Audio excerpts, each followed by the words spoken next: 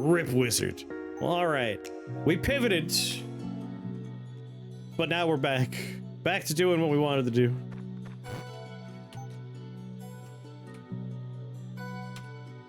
Ba-do-ba-ba. From thy giant... Rip wizard, from thy giant bong. Hitteth deep. The Kush wizard. May it be dank, my friend. May it be dank. Alright, let's just look ahead. If the game gives me another, like, would you like a free spell, we might pivot, but no, we're good. We're safe. We're safe. I am seeing a lot of the tags I need, though. Being killed by a troubler does count as a pivot. Pivot. North Pole. Razor Eye. Solid Steel Staff. I'll start with those. So I get my Y, and I get my M here for Razor Eye. We can get Razor Eye online immediately. There's my 2 E's and one of my L's if we want to work toward the North Pole early. Like, that's half the North Pole right there. And it's just mush booms.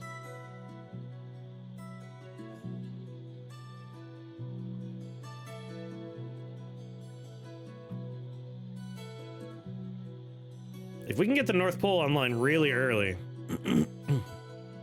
that would be super, super strong.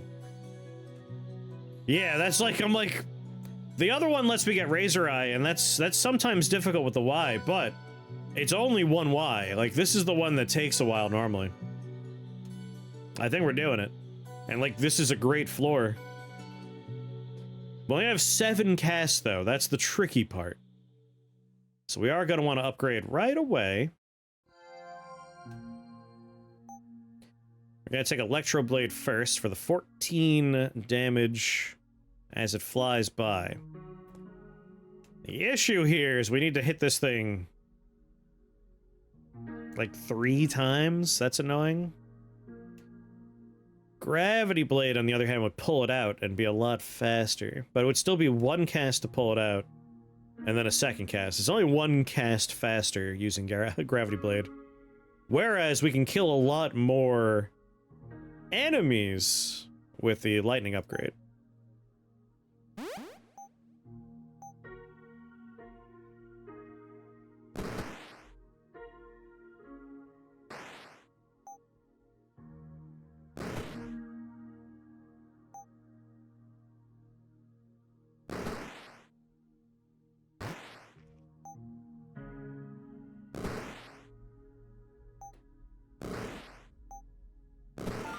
Easy peasy. Alright, we need MML. MML. There's the other L. Death Cluck. I don't want any of the spells. Death Cleave could be actually, no. No Death Cleave. But getting that Y means we also get our Razor Eye a little closer. I want to do a run kind of around Deathclock because we haven't messed with it yet. There's a bunch of, like... I want to do a run for, like, all the spells. There's so much going on. Please don't hurt me. Please don't hurt me.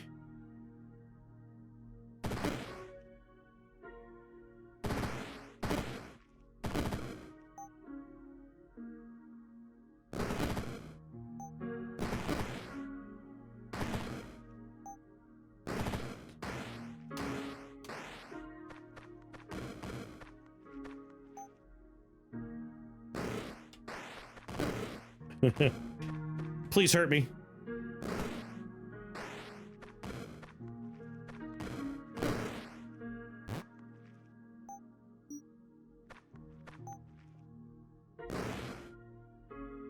Damn, that wasn't close enough. Hit me.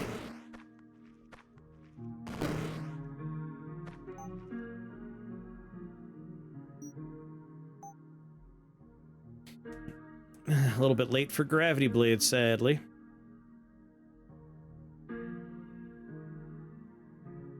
But we could take one of the other spells. The Chain Lightning, I have what? 22 health, I do 3 at a time. Yeah, Chain Lightning will help out.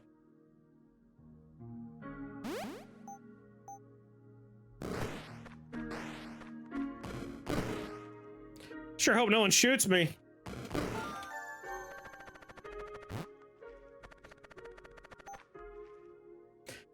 Deal 12 dark and physical damage in the shape of a clock. The direction of the hour hand is determined by the current turn number. Affected units are stunned for 1 turn.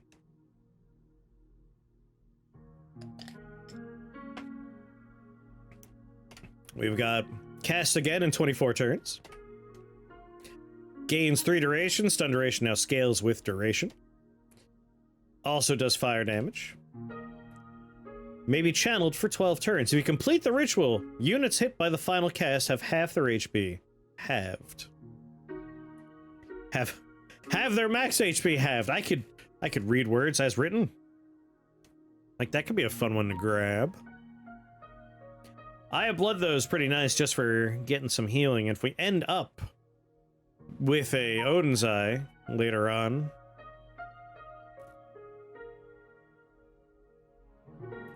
like, Eye of Blood is more in line with our build overall.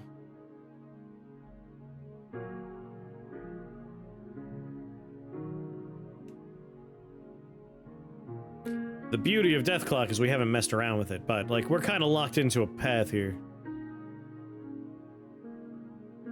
Found it hard to use due to the fixed area to impacts, but it was a fun way to start a level.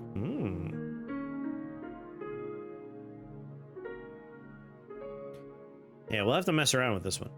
But I'm gonna take Eye of Blood just because we cast it, it does its thing while we focus on locking the level down. So we just want lots of M's now, like every M on the planet. Wouldn't say no to health either. Like, I know there was an M there, but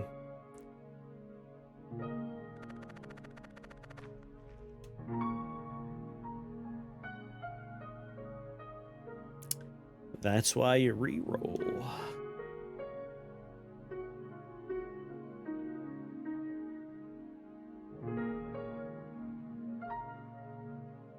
One shield every 15 turns. No one has the lightning tag, unfortunately. I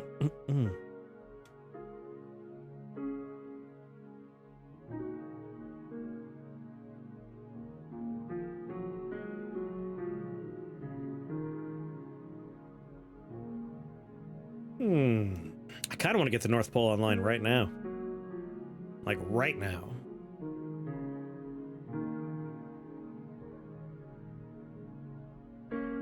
Like, I could start here, take Underworld Passage, grab this, make it, and then we're in a good spot.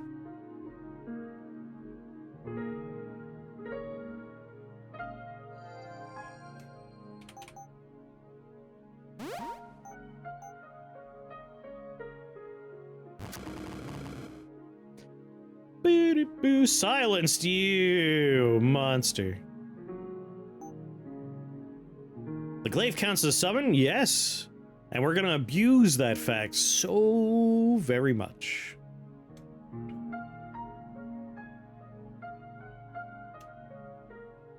LM. I want to hold on to one of the L's for something else later, so we're gonna take this LE, but this is my other E, and that's my M. Problem is, we're gonna be silenced for a couple of turns, and that's gonna suck.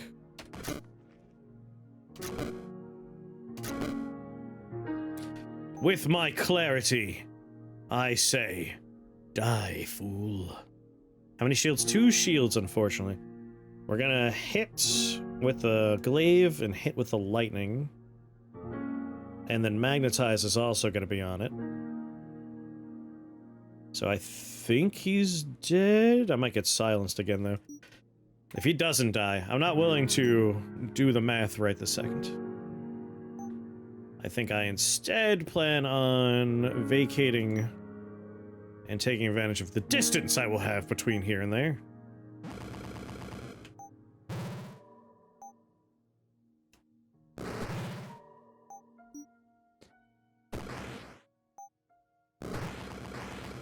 That's right, suckers.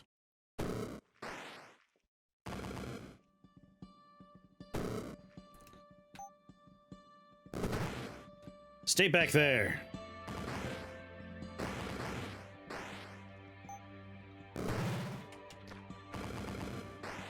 Oh, it's gonna be so strong having this online early.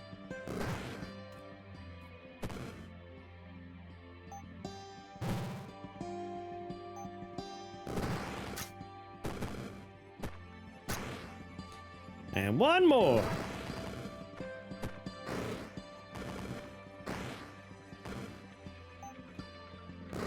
Two casts. One cast.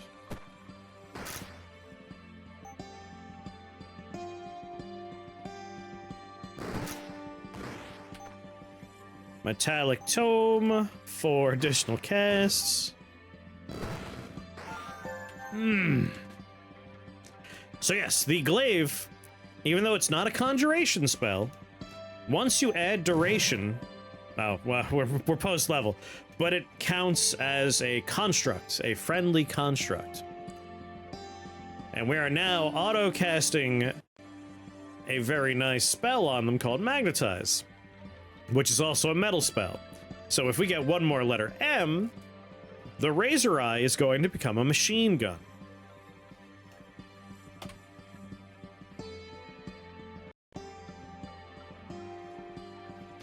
I know that, like you heard the music skip. Like that's a known memory leak, I believe, that's being addressed. There's not much better than a machine gun. Sounds like you need sword friends too. Oh, we won't need any other friends, but we could, but you're gonna see. Like we're basically going to make the radius large and the damage goes up, and we're going to just create black holes around the level and no one will be able to get to us. Like we just lock the level down.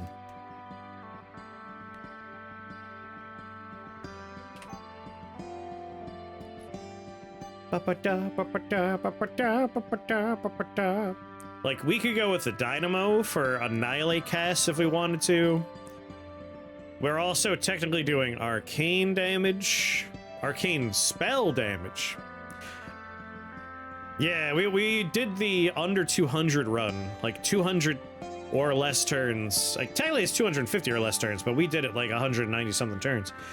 That builds, we did North Pole, Razor Eye, and just summon a million walls, and that was really good.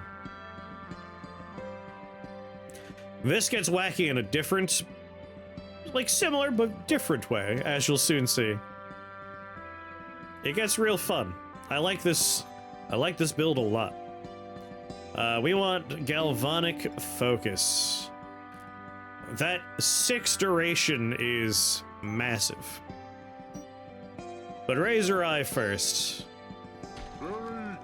What's going on, gentlemen? I kind of want a Ruby Heart, but Luminous Threads is just so nice.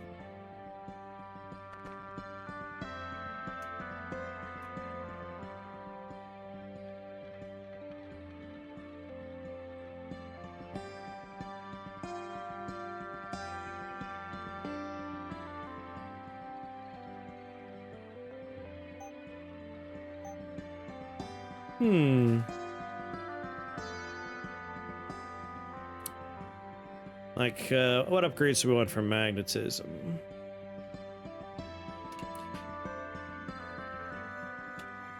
We want radioactivity.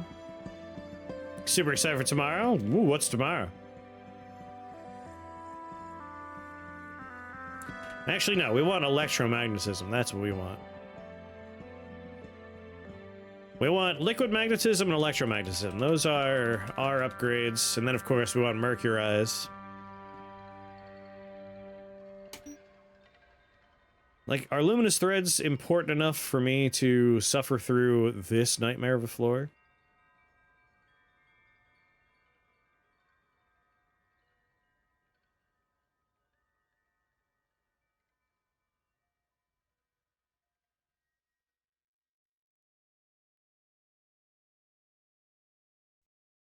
I don't think it is.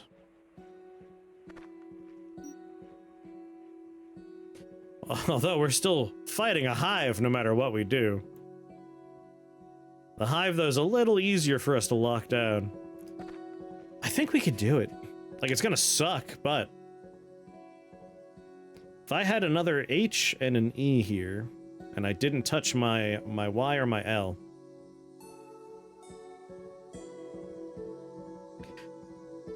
Jason Voorhees is going to Dead by Daylight, and the new DLC is being released for Age of Wonders 4. Nice! Sounds like you're gonna have a good time.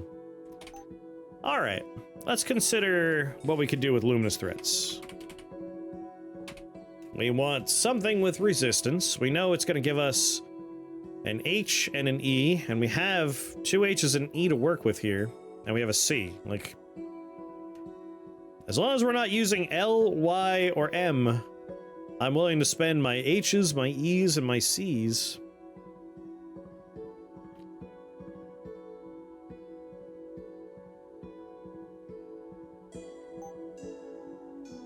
So let's see here. As much as I love Archangel's armor, not the one for us right now.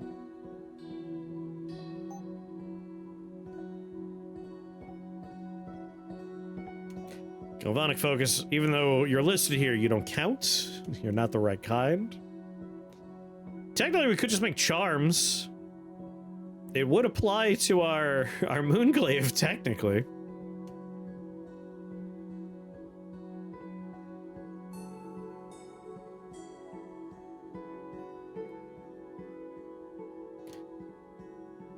Man. What other tag is here?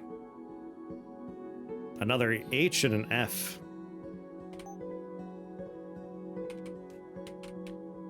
Resist. Is there anything we'll be able to afford if we have the letter F? Purity Oculus. Hydrostatic Oculus.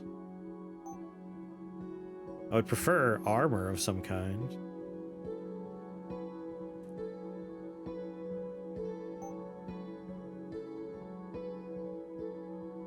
If only there was some other letter on the floor.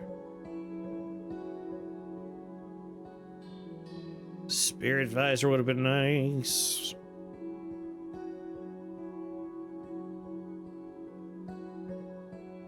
Alright, nothing we could immediately make outside of an Oculus.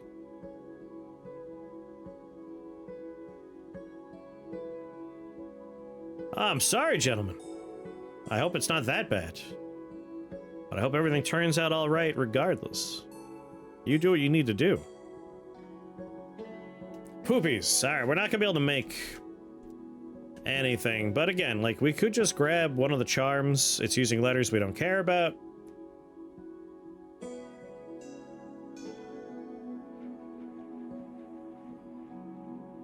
What's our Glaive's... I imagine the Glaive has stats. I just don't know what they are. Because it holds in the air. Does it have resistance to everything? Does it have... like, how healthy is it? Are we helping it by taking one charm over another? I'm gonna assume it has a lot of lightning resist and a lot of physical resist. I guess we could land... no, if I cast a spell, we immediately... is it targetable? Yeah. There it is. Alright. It is fully resistant to everything.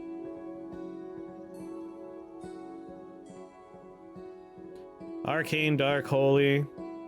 Oh, Deep. That is part of the plan. Yes, indeed. Yes, indeed. We will be suspending its mortality because when it runs out of time and reappears, it will re-summon its magnetism to itself, and we end up going off again. It's real funny stuff. So it doesn't really matter which one we take. As long as we take one of them, we'll have some shields if we take some holy stuff, and suspend mortality, notably, is holy. So we don't need to worry about crafting anything right away. I won't get the shields yet, so let's not worry about it. Instead, let's just focus on... Charms don't work, aw man. It says if it grants resistance. I don't know if it would be helpful to change the wording to say if the craft equipment grants the player resistance, that way the charms don't seem appealing anymore.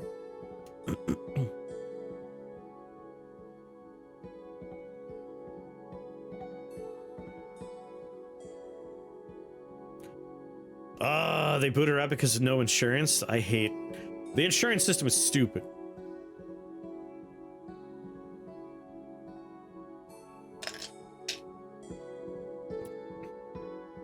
Hey, gentlemen. No apology necessary. You type what you need to type. You're a member of this community, therefore we care about you. I hope everything turns out all right, but I understand. Like, my family's journey with cancer has been a lot of like, well, I hope it doesn't get too bad while you are not on a policy. It's like, that's fun. How fun? Insurance is stupid. It's a fucking scam. Has to have resist on the item.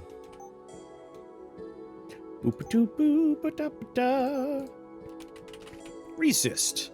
Like if we look at armor, 25 resist, 25 resist. Then if we look at the charm, it says they gain resist. I guess that's the difference, is like it's listed versus it's just part of a paragraph. I kind of assumed they would work, but I could see why they wouldn't. I'm trying to think about how to start so we don't get frozen and then pummeled into paste. 10 HP for several turns will be helpful, I think.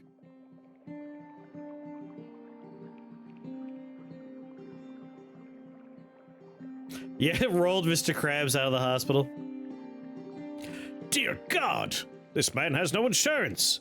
Nurse? Get him out of here, stat.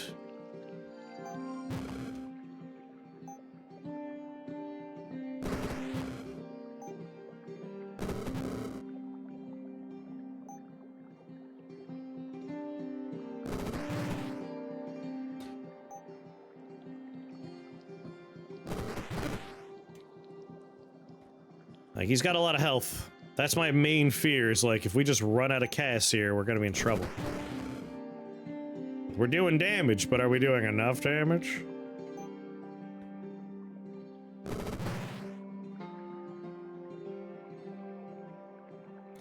He's only taking half of the physical and half of the lightning, but he's taking the full arcane brunt of it. I don't think we could up our damage at all. Nope. Luminous threads wouldn't help there. This would help.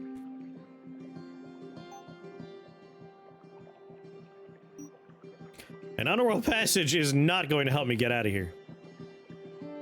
I'm worried about these guys getting too close.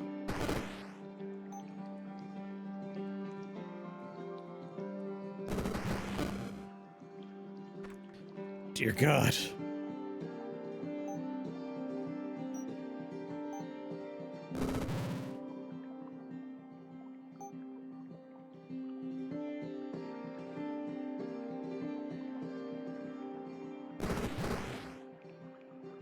Pass a turn, so he gets in front.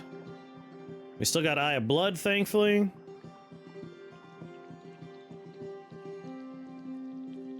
I think we're gonna be okay.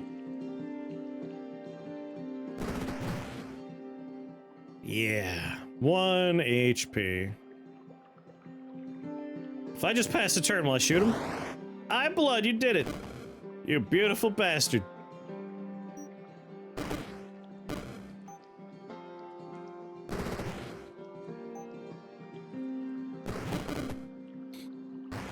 Owies. 2 shots is getting a little low. I want to get that real soon.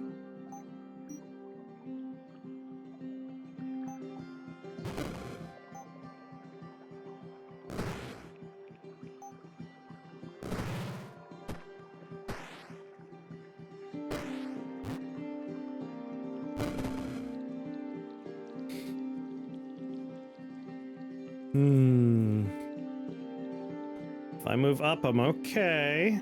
I have spell points. If I need to buy a spell to stay alive, I can just buy a spell. There's a good chance this dog will just dash backwards and help me out, though. And no one has any ranged attacks, so just take a step up. He got frozen. Take a step up. Take a step up. Whew.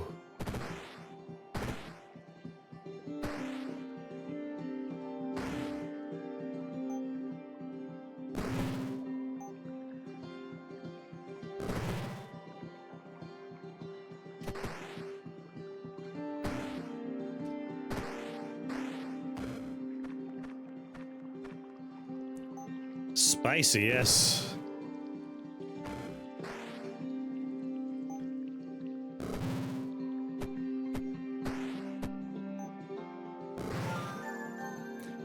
Boop-a-doop-boop. Living life on the edge.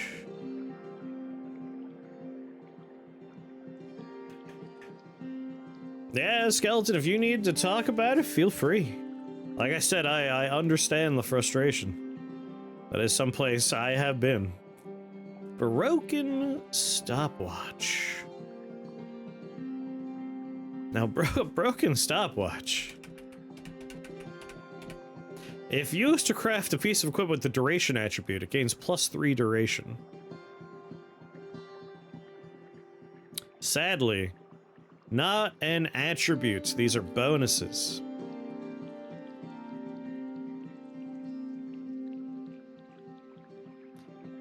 Alas. Still, though, it is an M for us. I kind of want to re-roll and see if we can get, you know, an M that isn't attached to something really nice like that. Rive! Thank you for that follow and welcome to the Shake the Box family. Very happy to have you here. What brings you around these parts? Don't feel obligated to answer. Oh, hey! What is this game about? Rift Wizard is a turn-based roguelike where you have access to a spellbook, and unlike a lot of roguelikes where you have to, like, find your components throughout the run, this is a game where you can kind of plan your entire run out because you always have access to the spellbook. Once you have the spell points, you can put them in there and buy the spells you want. There are 21 floors of combat, and it's just a matter of figuring out how to effectively fight all of the enemies. It's a wizard simulator. This is the 3rd entry. I have extensively played all of these. The demo is available on Steam, and I definitely recommend it. It's a lot of fun. We're currently doing a build where we shoot out a glaive that will hit enemies and then linger in the air thanks to the upgrades we put on there and become like a black hole that pulls them in. So we're trying to lock the level down. Anything that would be good to build with broken stopwatch? Oh, for sure. We could do Time Lord staff would be really good. Oh, wait, that one doesn't have the... Hold on. I'm really bad at remembering what has the attribute and what has the...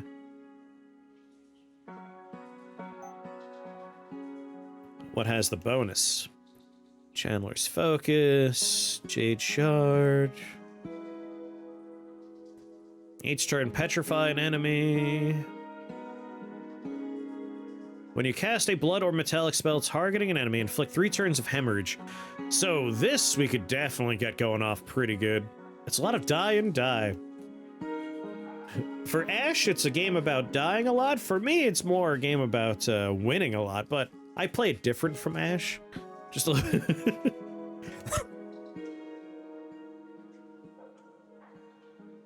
I'm just messing around, Ash. Hey! Hey.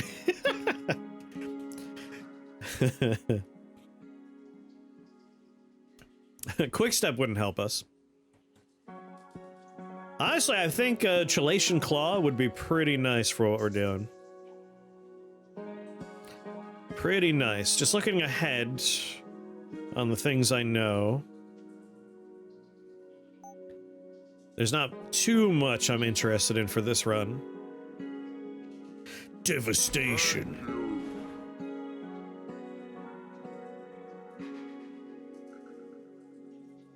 Yep, skeleton. I lament that fact often. See, you're getting better, Ash. It is a challenging game. Rift Wizard's a hard game. But you definitely get better as you go. Well, I hope that's not the case, skeleton.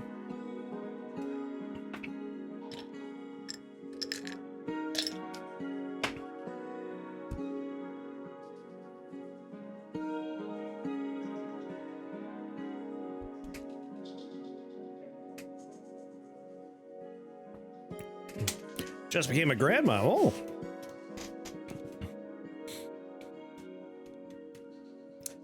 I don't know where they're located, but certain places do have clinics that are willing to work with you if you do not have money.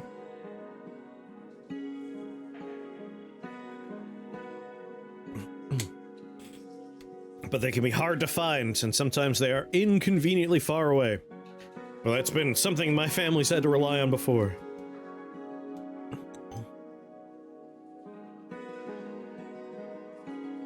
Pulse accelerator.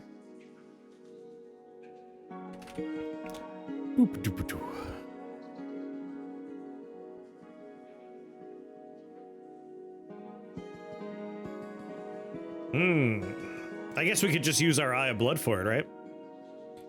I have used it before. I like Pulse Accelerator.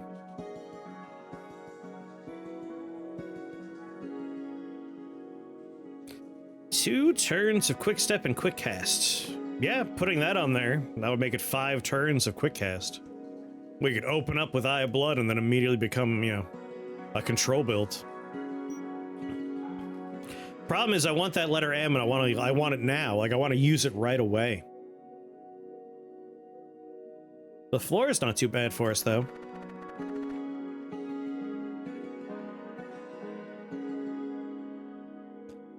It would also be really nice to get solid steel staff off the ground sooner rather than later. Control plus R is equal to F5. So one thing I found is Control W closes the currently active tab. And I was writing my Saturday post and I wanted to do Shift W for wizard. And I closed the tab, and like it was at the very end of the post, and it's just like, God damn it! I just wrote this whole thing. Like I do weekly blog posts for YouTube, like talking about the week's videos that are being scheduled. That way, like people that are members know what's coming up, so on and so forth. It's just very frustrating. Well, we didn't get anything on that reroll, which is a little disappointing. I should have just taken the M we had. There's no way I'm doing a Star Swimmer floor. Eidolon Strings would be nice for getting us some armor, though. Hey, like I said, Skeleton, if you need to vent away. I'm happy to talk with you about it. But I'm also happy to be a distraction, and I'm glad I'm able to help any way I can. We're all stuck here together, right? Might as well help each other out. I'm glad we make things a little more tolerable around here. Assassins, I hate these bastards.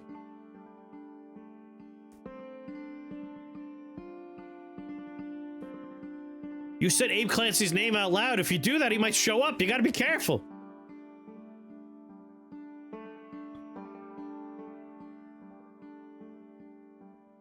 We're doing 14 damage, and then 14 damage, and then 14 damage. They're only taking half of the lightning part. Saying his name 3 times.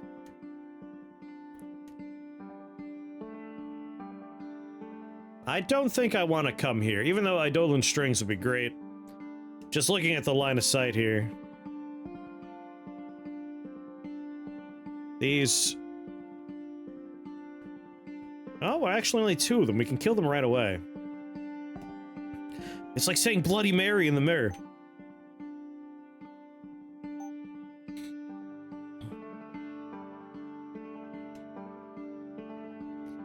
This isn't blah blah blah.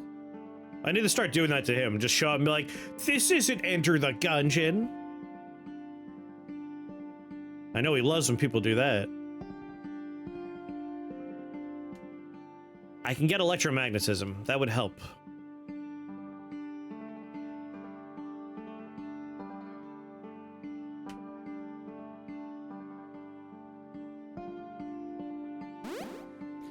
Let's take it. Let's upgrade it. Question is, though, do we want to do a somewhat... This isn't La Mulana? Good. My favorite joke is when he talks about Enter the Gungeon 2. I'm like, yeah, when's that Switch 2 exclusive coming out?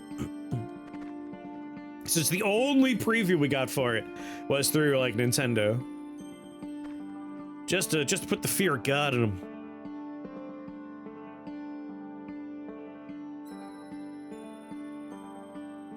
Not a sorcery is a sorcery, not a sorcery is a sorcery. There's a 50% chance the right spell gets a couple more casts. And this is not that bad. There's only 2 Star Swimmers, but I hate Star Swimmers, and we're gonna be poisoned for a good chunk of this.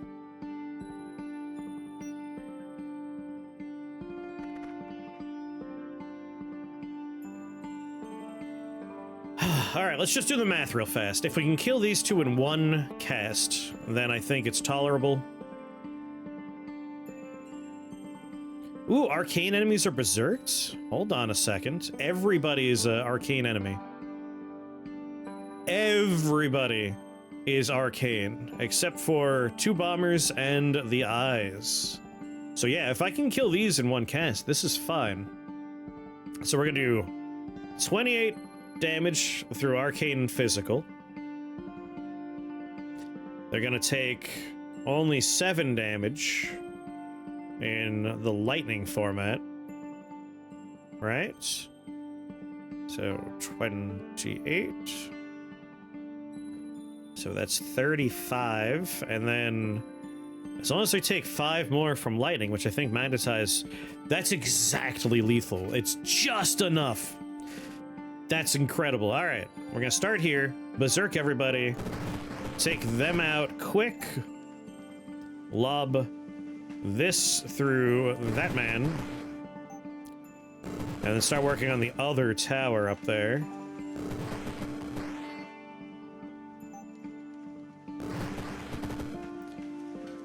Peek around this corner, take him out. And this guy can't see us. Especially if we underworld passage to jump here. So we could just abuse the fact by putting a glaive on either side of him. That's why the line of sight button is one of my favorite buttons. Hey, buddy. What do you... Whoa. There it is. An M. That's all I want.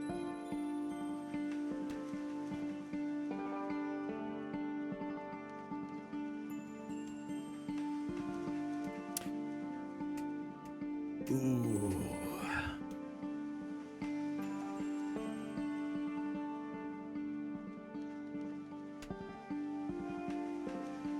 If we can get Glimmerblade through the Evolution Shrine, though. We could get all the upgrades on our Glaive, which would be so good. So good.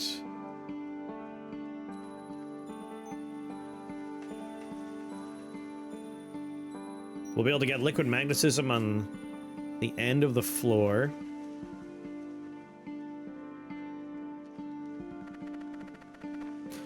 All right, this is like our our first real, is this being greedy question.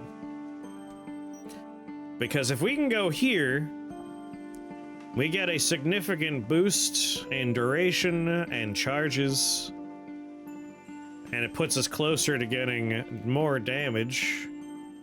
But fully evolving Moonglaive would be just so good.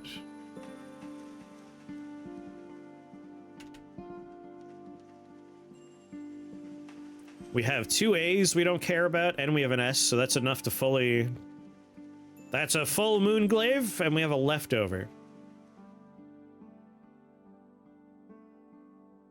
Yeah, like an M component is more common than a shrine. We can't say no to this. Like, it's gonna suck because completely immune to lightning. Only gonna take half the physical damage, but we could still hold them in place. This guy is gonna be a bit of a bummer. There are some problems here, but I ultimately think it's worth it. Especially I could start on it.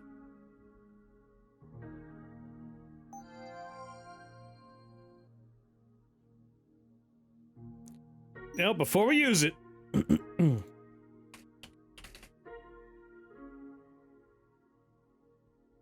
When a living unit dies... Is Vampiric Vestments on the table right now? Damn it. Kind of like the idea of just going for healing through that. 25% more charges if we take Robe of the Void.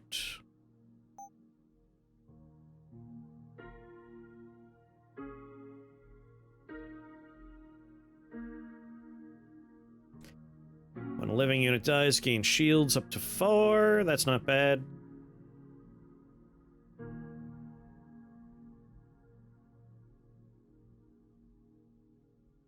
%.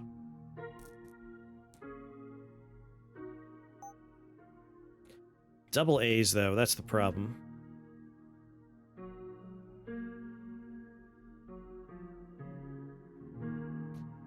And that's attached to my sorcery one. Yep, we can't do Robe of the... Can't do that one. We can do Soul Mail, though.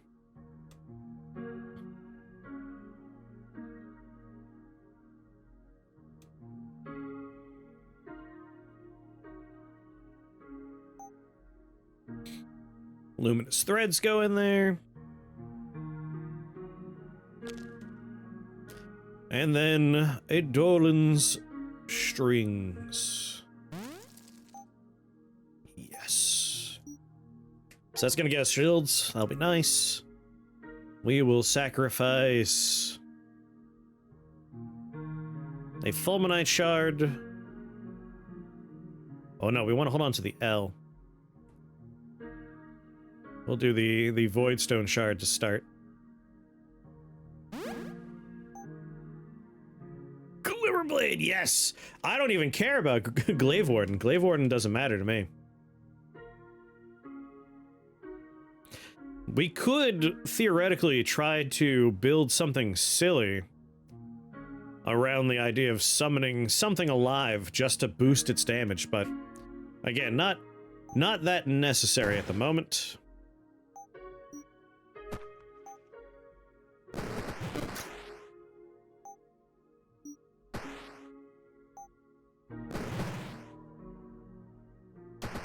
Turn a blind.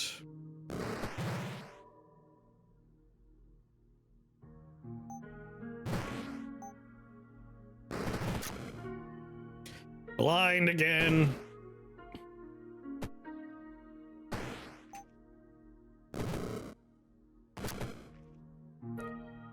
Did he blind me again? That bastard. There's one place I can go with Underworld Passage. But it's actually right on the other side of the map, so not that bad. Let's make entrance. Once I'm not blind, if we need to boogie.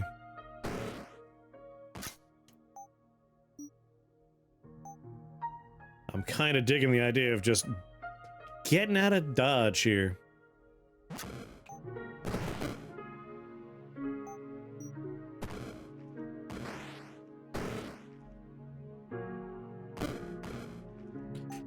While also trying to conserve casts, of course.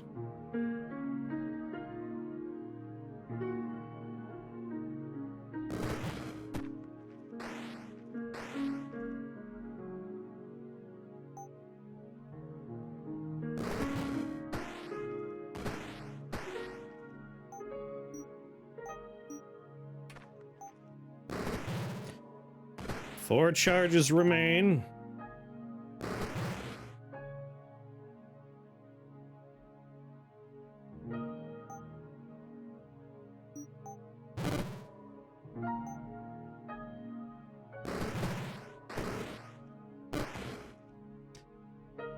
Nearest enemy stunned.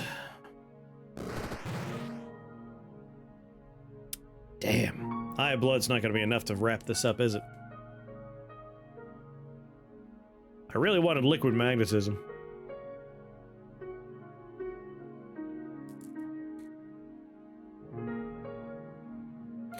Could do swords. They do work and they are cheap. And that cast of magnetism is helpful. Yeah, summon blade.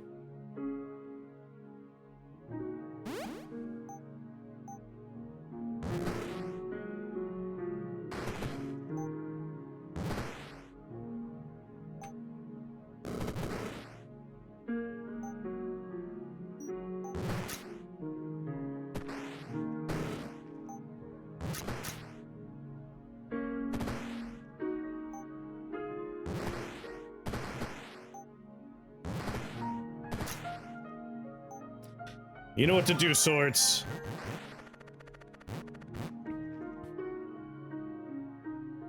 Alright, so we could take a Glaive Warden, but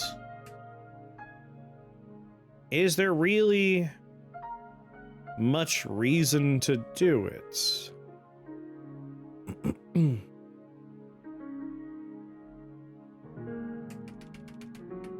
Moon Glaive gains +1 damage each time a living or nature ally is summoned. There is a reason to do it. There is, in fact, a reason to do it.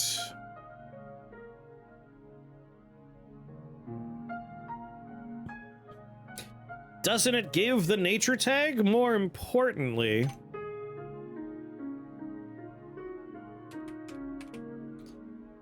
Artificial Heart says, summoned construct allies gain the living tag. That would make the Moon Glaive have the living tag. Each time we cast it, it would indeed give itself more damage. My blades would also count as more damage. And mastery for the Galvanic Blade.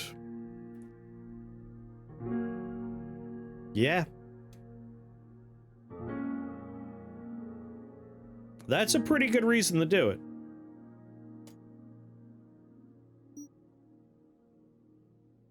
Especially because we got Glimmerblade on there. Although, I don't think that'll scale up the damage on Glimmerblade. But either way, like, 1 point of damage is technically 3 points of damage, isn't it? Like, instead of 14 arcane and 14 physical and 14 lightning, it'd be 15, 15, and 15. Each time we cast it, it gains 3 additional damage. And the lightning is an AoE damage, so having that go up is good. Yeah, let's do it.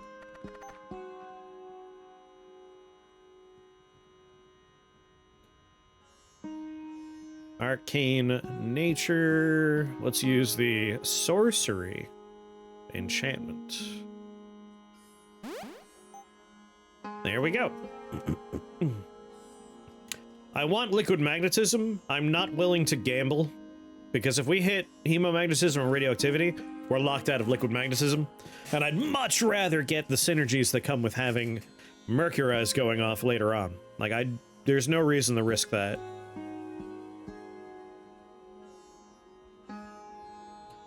Like, we could just go for a random upgrade on Summon Blade.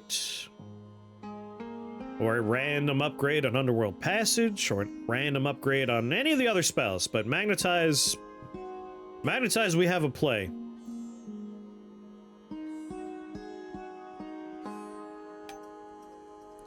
So we could sacrifice Dreamthorn Vine, which would let us... What is that? Arcane Nature. We could do a random upgrade on Summon Blade.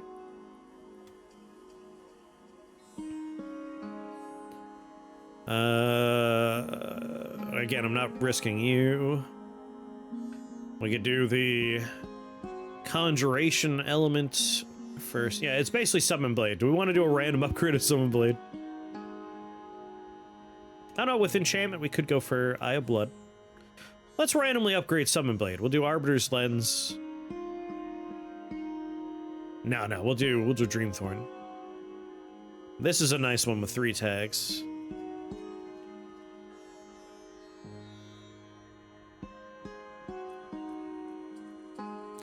Kind of hoping we get Swords of Light. No, I want Blade Works. I would like Blade Works. We can grab Swords of Light ourselves. All right. What did it do? The 1 cost. Serrated Blade.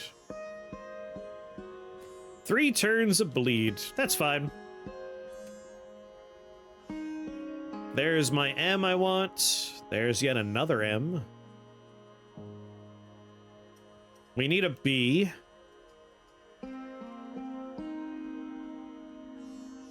So this is the floor for me. No, it's not. Oh, it's not. I don't want to go here. Screw that. Jeepers, no. No, thank you. No, thank you. I'd rather go here, I think. Like, this is awful too, but way less awful.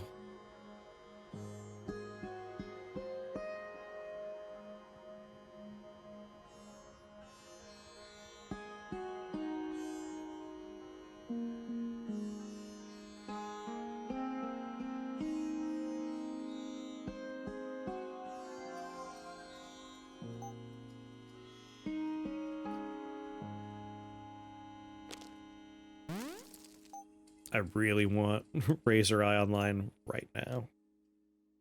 Okay.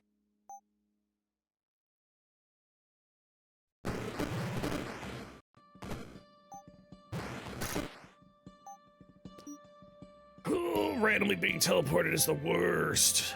But I have shields.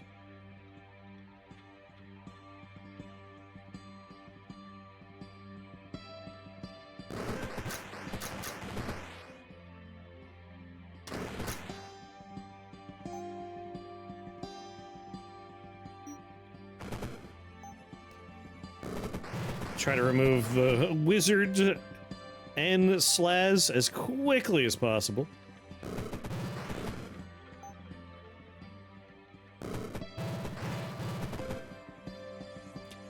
Four shields remain on you, huh? Alright, he's gone.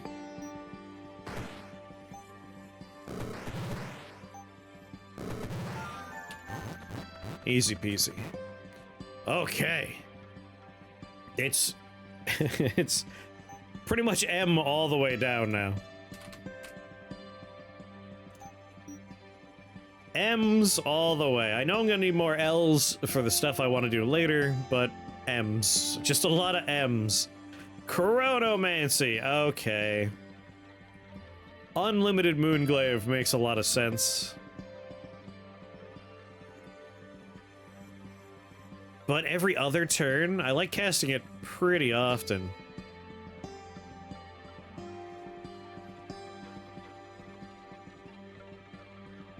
Honestly, and I know this makes me the weirdo here, I would rather get I would rather get the letter M. I know Chronomancy's like one of the strongest shrines in the game, but once you have a build online, I really don't think it's that important. Like, it's really nice for very expensive, you don't need it very often spells that you don't have a lot of charges on. Like Demon Form. I think Chronomancy and Demon Form is just the greatest combination in the world. Karath, what's going on? But like, I don't need unlimited swords and I don't need unlimited glaives. I just need enough of them. And I think I currently have close to enough, but I'll have more after I get my Galvanic Focus. I'm gonna re-roll.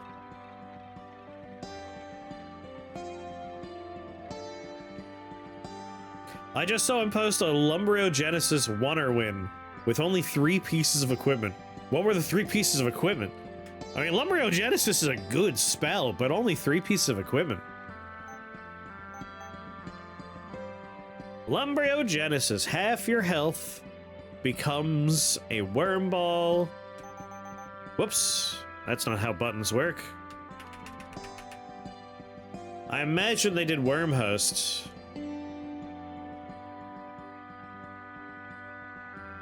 I'm gonna guess they did worm host and probably... Geez, after that I'm not sure. You can go with poison or you can go with metal. Both would be really good. Let me tell you or leave it as a puzzle. I think you could beat it with a few different combinations of 3 pieces of equipment. So probably just tell me, unless you want me to guess. I'm gonna say they went with metal and they took something like Magnetize, because with Magnetize and Razor Eye, I think that worm will work out pretty well. Just the demo, to be fair. Ah, okay. Host and Toxic, okay. At that point, the direction you want to go for poison can be pretty varied. Staff of Holy Vengeance, Drop Near, and Vampiric Vestments. Vampiric Vestments means you're pretty much living forever. I can get behind that. I think that's a nice combination. But why only 3? They could have crafted a lot more over the course of a whole run. Re-roll.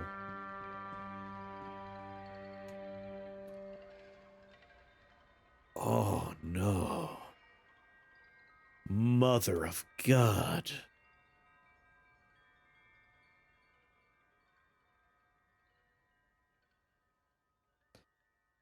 I mean, North Pole casting twice.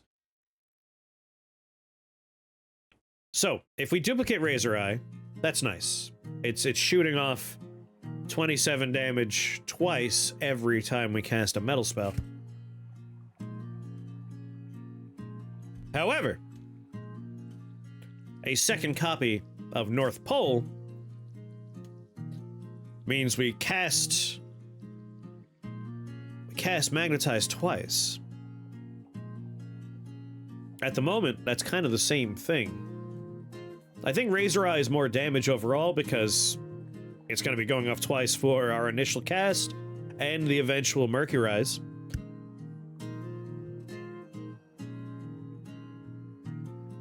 So it's definitely more damage to duplicate the Razor Eye.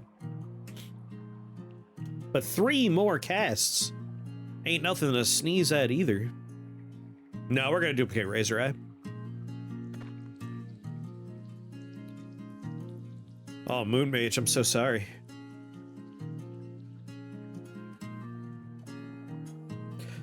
Alas, without the letter M, the other things that I would like to duplicate, we don't have the tags for. Like, I really want to duplicate stuff like Lightning Tether. Wrathlinks would do good work.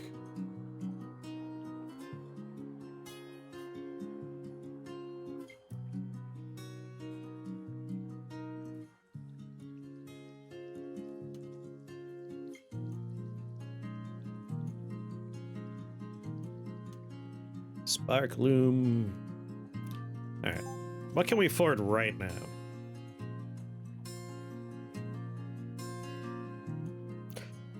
Double O. I need to play more of that game. It's such a silly game.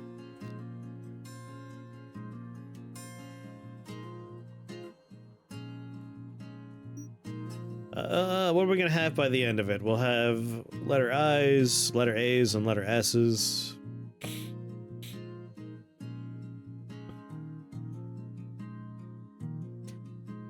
I think, I mean, think about how much damage a second Razor Eye will let us do. One cast of Moonglaive would be 4 of those. And then Magnetize goes off, that's another 4 Razor Eyes. And then if Mercurize goes off, that's another, like, it's a huge damage increase to just grab that.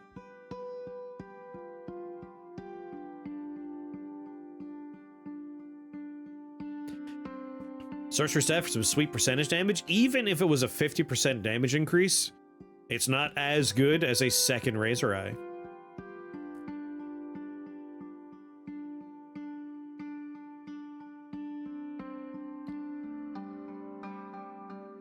If it was a 100% increase to damage, that would be worth it.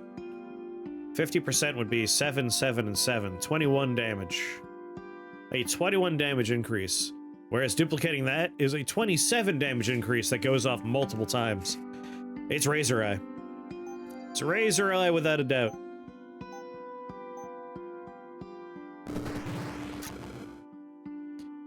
How did I get over here?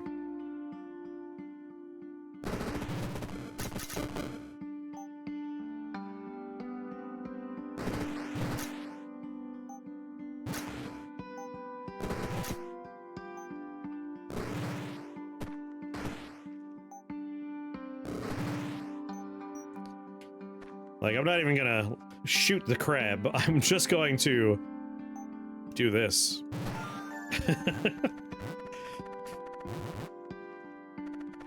Oh, yeah. 502 Razor Eye damage.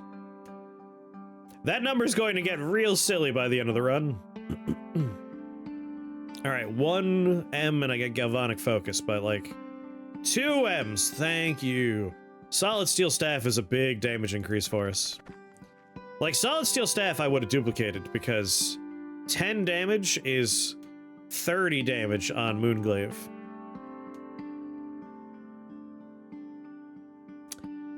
I will have unlimited hearts over the course of this floor. Unlimited hearts. Unlimited shields, rather.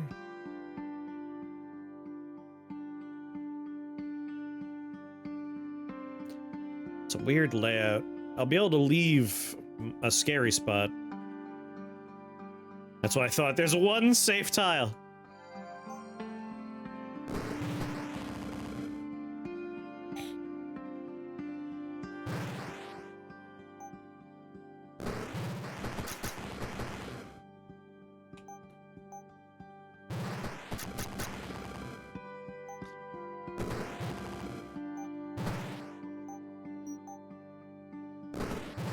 I need to get out there.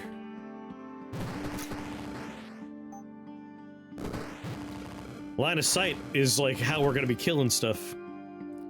Alright, we can see the dragon, that's the important part.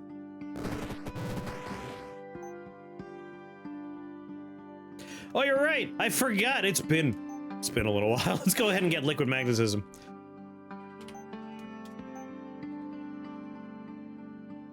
And we'll grab Mercurize that we're casting for free. And grab Morbidity.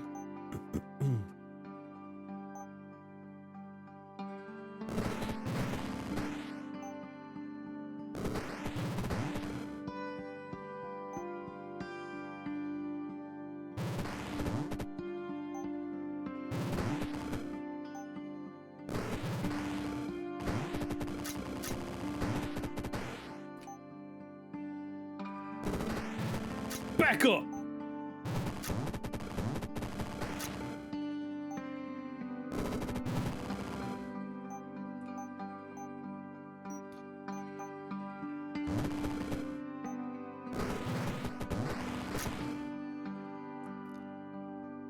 Magnetize the flies. Alas, I do not have hemomagnetism.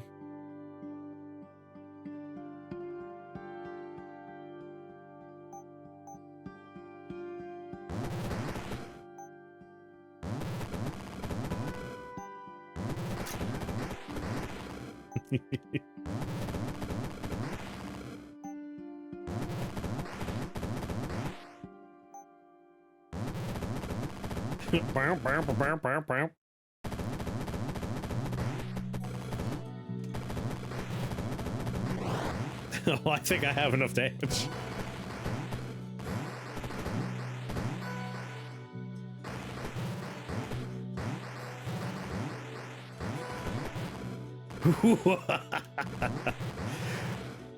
I don't even like use it as a summon. They just exist by consequence of the other stuff I'm putting together.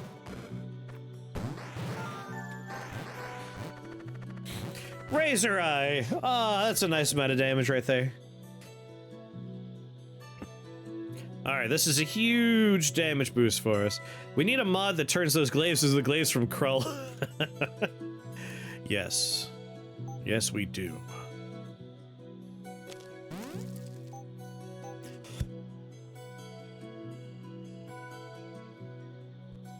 Alright, that's a huge damage boost.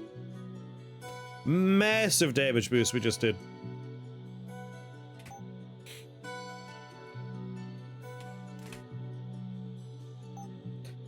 We want to try and make as many of the spell casting wands as we can. Star Blesser works. Blaze Loom works. Dynamo works. Technically, we could get the Purifier online if we first get Star Blesser online. Spark Loom works. Like, we could get... I mean, dear lord, even nature would work. So we could do... Woad Weird would work. Spark Loom. Purifier. Not Gloom, but Dynamo, Blaze Loom. Like, we want to try and get as many of them online as we can get. We need an S and an A. How is Mercurize getting spread around? Magnetize, my friend, magnetize. At the end of a magnetized unit's turn, cast Mercurize on adjacent enemies for 3 turns. And since Magnetize pulls people toward it, Moonglaive pulls people toward it, like, we're already doing that. Like, we make sure people are next to our stuff. And we're gonna make sure they're next to our stuff even more so. Because we're going to take... Lightning Tether. Pulls the target 1 tile closer. Like, I call this Control Glaive, this build. I did it in Rift Wizard 2. It is even more Control Glaive in 3 because there's so many more tools that you can build around. Whether or not we can get them all online, I don't know. We need so many letter M's, but we're now starting to get to the point where we don't need M's as much. We need A's, S's, H's, other letters for the other stuff.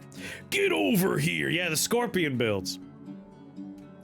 Good, get over here. Your event horizon's expanding.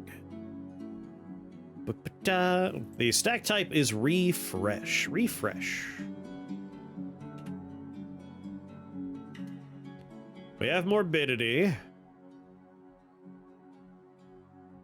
And Skybreaker array. Skybreaker, are we teleporting people? Does being pulled count as a teleport? If it does, that would be ridiculous. On death, cast Mercurize on the killer. So that one is a refresh as well. I like retrograde though. Deny them their cooldowns. Skybreaker, if I recall, is anytime an enemy teleports.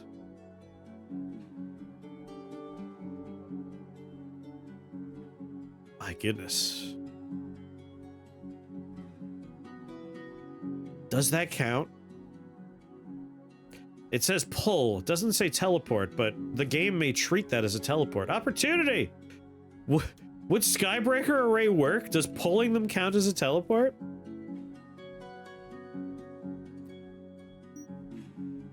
If that works, it should. My god! Good boy! That sounds... that's so bad. Good boy, you're a genius. Hello. Not like that. Oh no. Good boy, John. Good boy. I'm sorry. What's the build? Control Glaive. Control Glaive. Skybreaker. A Y and an M. Yeah, more M's, damn it. Alright. Didn't realize you were that kind of Twitch streamer. After this, we're gonna play Dark Souls on my feet. One letter E gets me the Purifier, but that doesn't do anything until we have the Star Blesser on that. So S, A, S, A.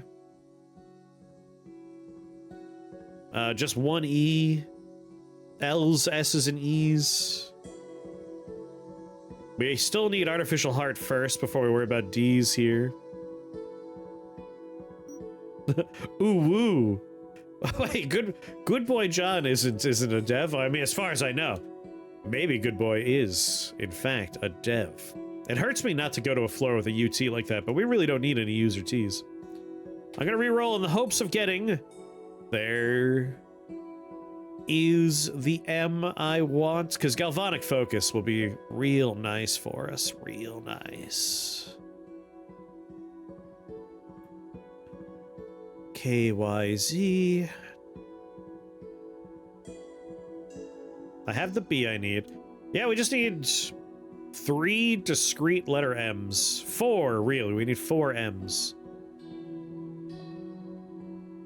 I don't think I need K or Y or Z. Alright, either floor works for me, right? Idol of Nightmares. This one has Dream Hags. Translocator. I hate being teleported randomly. Let's see what floor works best for us. That's exactly what a dev would say. You know what? Either floor works. Especially if I can get my... Do I want my heart first? That way our damage goes up more. No, we just upped our damage. I would like to add duration, get people stuck. Because Mercurize is metal, so it's gonna get duration. Magnetize is both metal and lightning, it's gonna get a lot of duration. And Moonglaive is metal and lightning, it's gonna get a lot of duration. I love spike balls, they're always so happy to see you. I hate all the walls here, though. I think I'd rather go with a bit more of a wide open floor.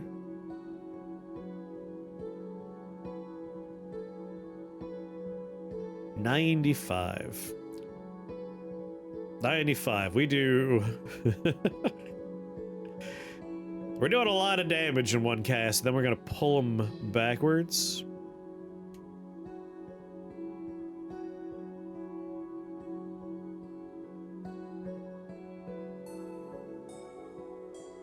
Ba, ba, ba, ba.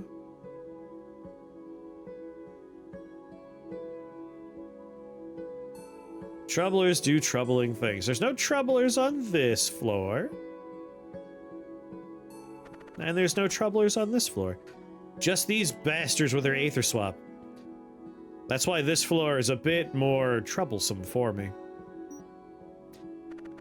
It's only the Translocator we need to worry about with that Aether Swap. And there's only one of him. And he can't see me when I first start.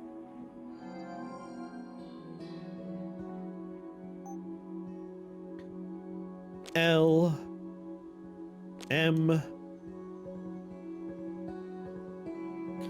do I N.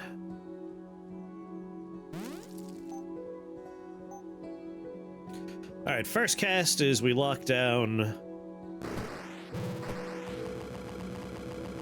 right next to us, and then we lock down right above us. That way a swap doesn't matter. Lock down over there. Turn on Eye of Blood for poops and ha-has. Lock down whatever's going down over there.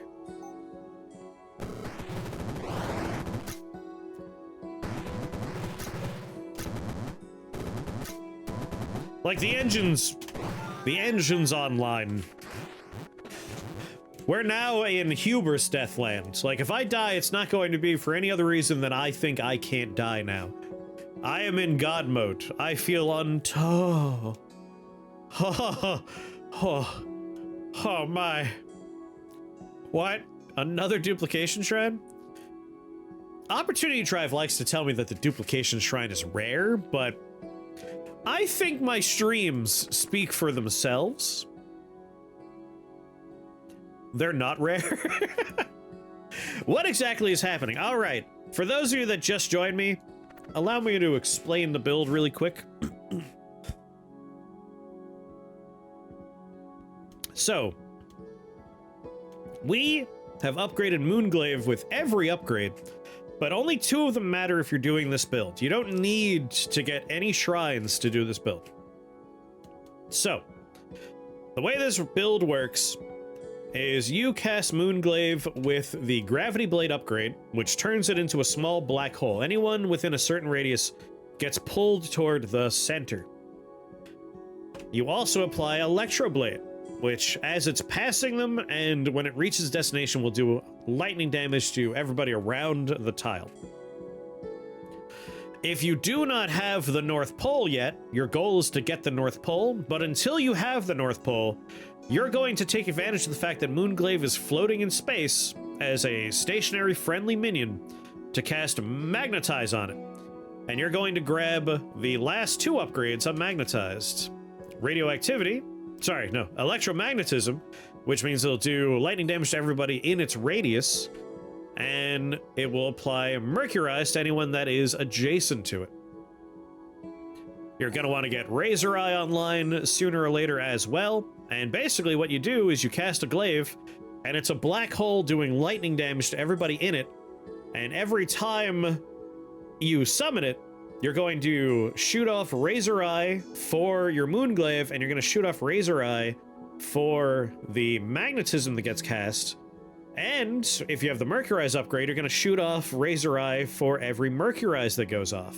So it's a chain reaction of you shooting out physical damage while also doing a lot of lightning damage, and anyone you hit with the Moonglaive is taking physical and arcane damage. It's a beautiful setup, and because of that little AoE suction events that's happening, you can lock down portions of the level. Like, if you shoot into a crowd, they're stuck. Like, they're going to be pulled toward the middle every turn. So you can pretty much shoot it, and then forget about it. Turn your attention to somewhere else. Your goal, over the course of the run, is North Pole to automate the Magnetized setup, Razor Eye for the damage output, you want to get a Solid Steel Staff to up your damage, and Galvanic Focus to increase the duration of all of these effects, because all of these spells are lightning and metal, or at least metal. After that, stuff like Lightning Tether is gravy. It's just additional pull and more of the stuff you're looking to do, which is lightning damage, and it's a lightning and metal effect. That's the play. Like, that's how we're doing it. And then, once you have that stuff online, everything else you do is just bonus. Like, this slots into so much equipment. This will work with... Well, it normally wouldn't work with Woadweird, but we got lucky and had a Shrine of Evolution, so this is a nature spell. So for us, it will work with Woadweird. It's an arcane spell, so it works with Star Blesser. Your Mercurize is enchantment, and your Magnetize is enchantment, so it works with Blaze Loom. If you get Star Blesser, that'll work with the Purifier. It's lightning, so it works with the Dynamo. It's enchantment, so it works with the Spark Loom. So, like, you want to have a Christmas tree effect. When you cast this once, you want to watch all these lights turn on multiple times in one turn. Like, that's the goal by the end of this. There's also another funny thing we can do, which we're going to start getting online right now, which is suspend mortality. One Moonblight shot is a nuke. Yes, we're basically making like a radioactive pool of death on each location we leave a glaive. We want mass immortality. A duplication shrine is just hilariously broken, so we're definitely going to take it.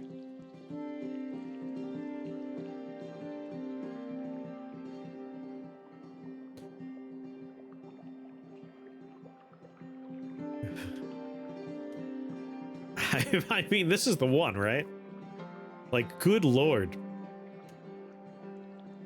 That would increase our Mercurize damage, our Magnetized damage, our Moonglaive damage. It gives us More range, and it's adding duration for all of the various effects. Or galvanic focus for more duration as well. You know what? Radius. Radius is the next thing we want to focus on.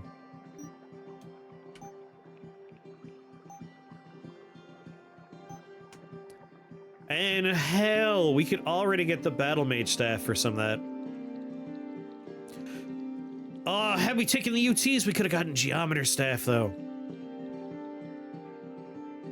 What's the radius right now? 5 radius is pretty significant.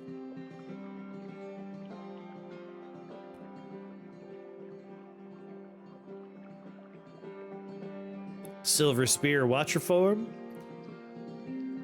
As in more spells to take?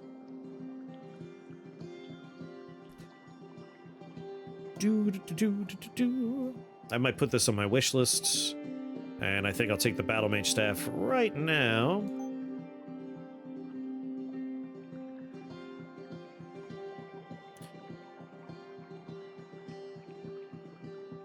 Ah, Silver Spear Watcher form is a build you're working on. Interesting. There we go, just a bit more radius for us.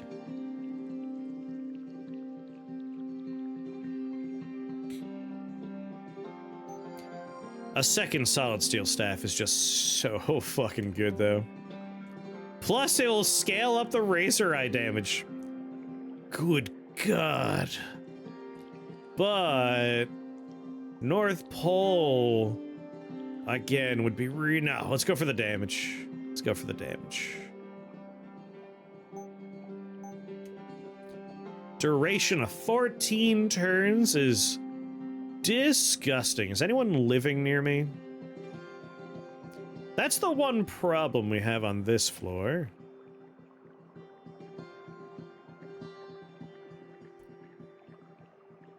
Boo-doo-boo. Yeah, that was the learning curve for me too, was like, this is not Rift Wizard 2.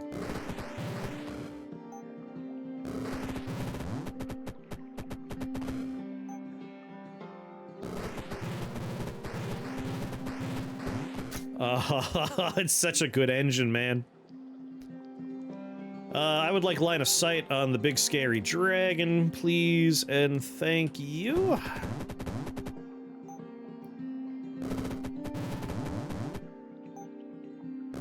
And just hold him in place and watch him die.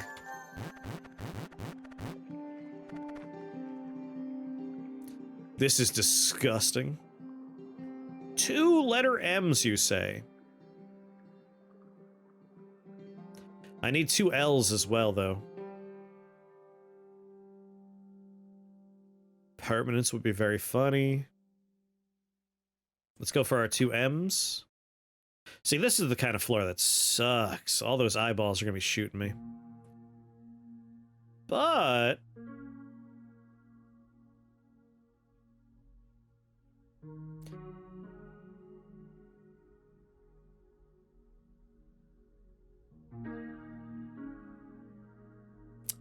let's upgrade Suspend Mortality with Mass Immortality. That'll get me 7 shields to open up with.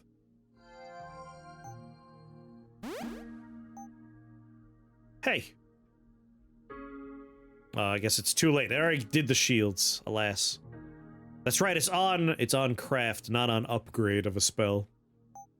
Whatever!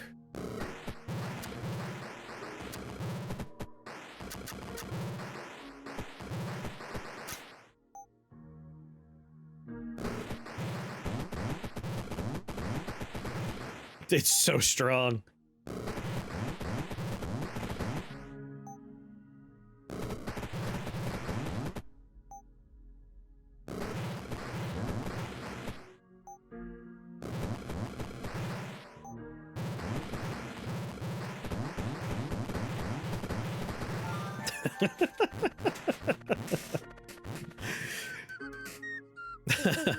Cosmofer, thank you for that follow and welcome to Shake the Box family. Very happy to have you here. How you doing? All right, we got the M's we need 2 T's, and we need an L. And good boy, thank you. Sorry, your name is, I'm never gonna be able to avoid this joke, but thank you for that follow as well. Welcome to the Shake the Fox family. Very happy to have you here. Was the game laggy in the end? I didn't notice lag, but I was too busy laughing at how effective the engine is. Who is Dash? That is Jimmy's cat, who sadly passed away a few years ago. So we honor Dash with a pour one out for Dash. Redeem 2 L's! Hot dog!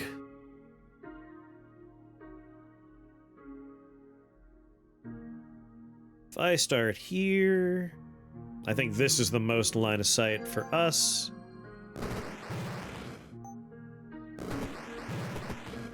Lock the board down, don't let him move.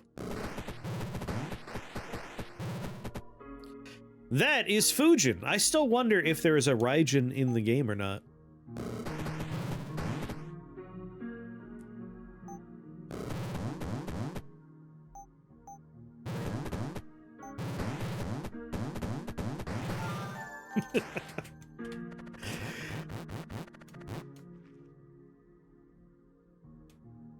Alright, lightning tether and artificial heart. Every cast is going to be making it stronger if we take this. Armageddon Blade to give to my moon glaives.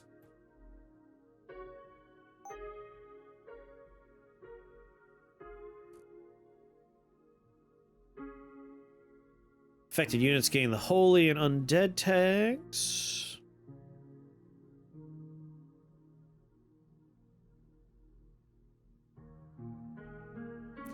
I think just endlessness. Oh, I just cast it once and ignore it. And now I got a lot of shields.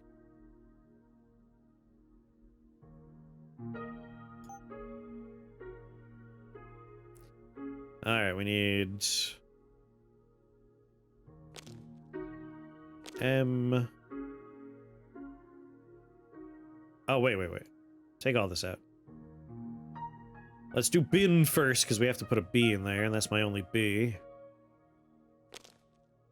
And then we can just do a singular L and a singular M. That's the most efficient way. Piece of candy. Sorry, I missed the piece of candy a little bit ago. I gotta talk about this. This is from India, and it's a cookie called Magic Cream. Magic Creme.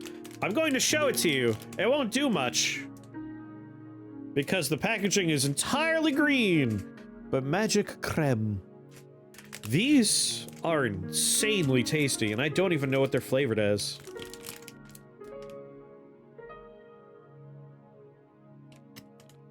Ingredients, obviously, a huge parenthetical after enriched wheat flour.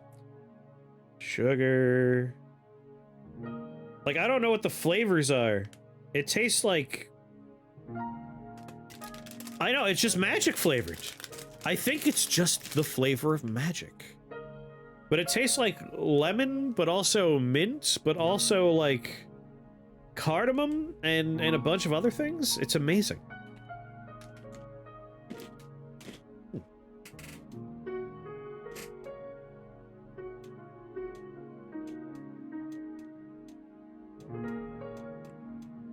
It's so good.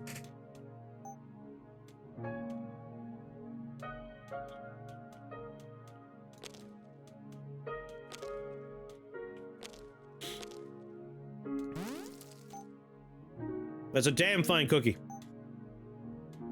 Right? It's the perfect wizard snack. Perfect wizard snack.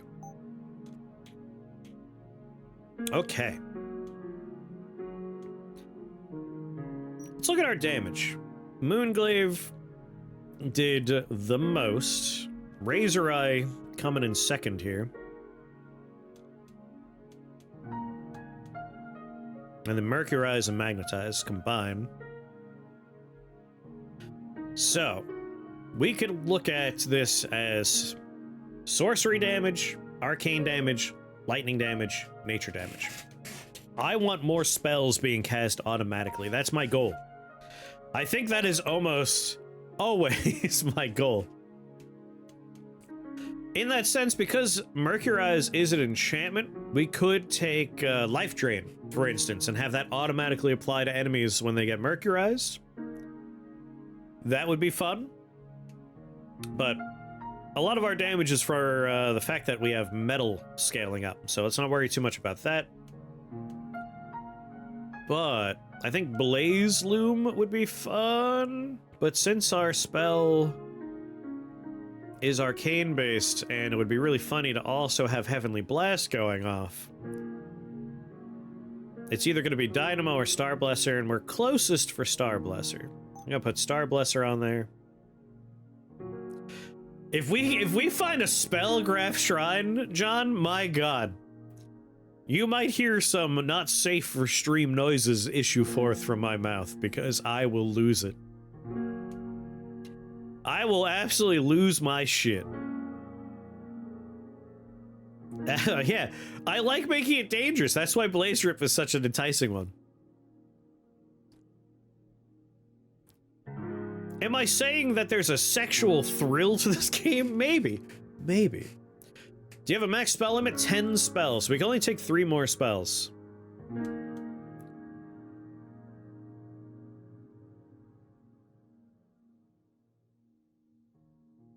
Yeah, I want Star Blesser. They're sultry as hell, man. Sultry AF.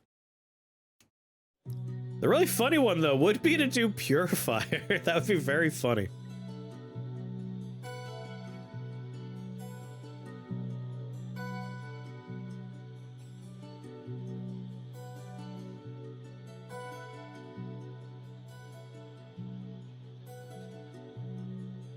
Shadow Hex would be pretty dang sweet too, though.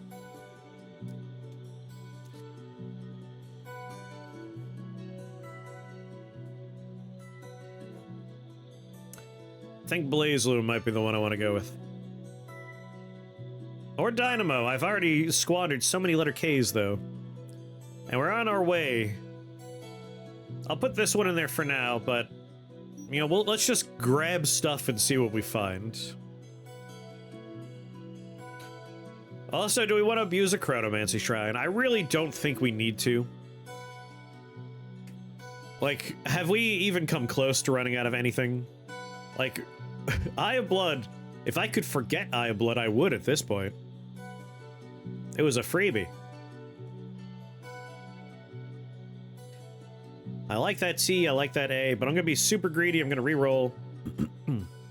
Now that's a lot of tags.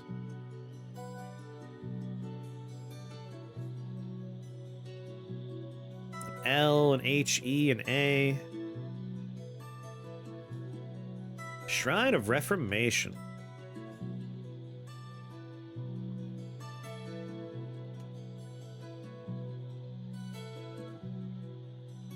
Hey, you know how he likes the T, he likes the A.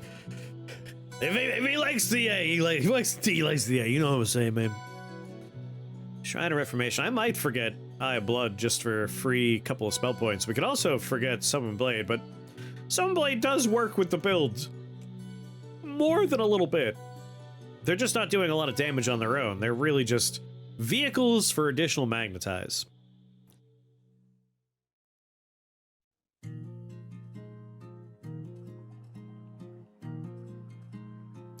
STW, BDE.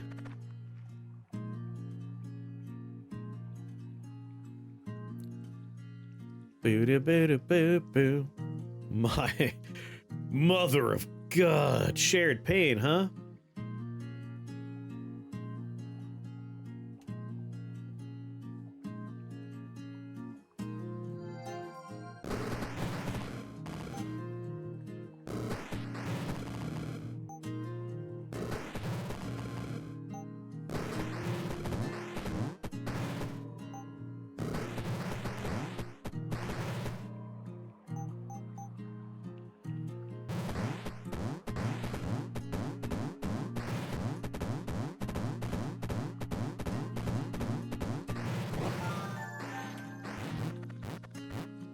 so sorry. I'm so sorry, enemies.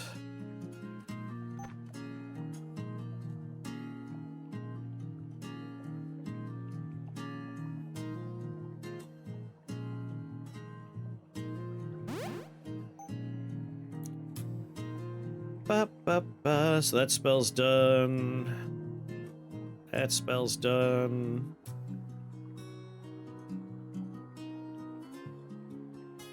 One S and one A. We can get Star Blesser online. So like I know I wanna get that spell.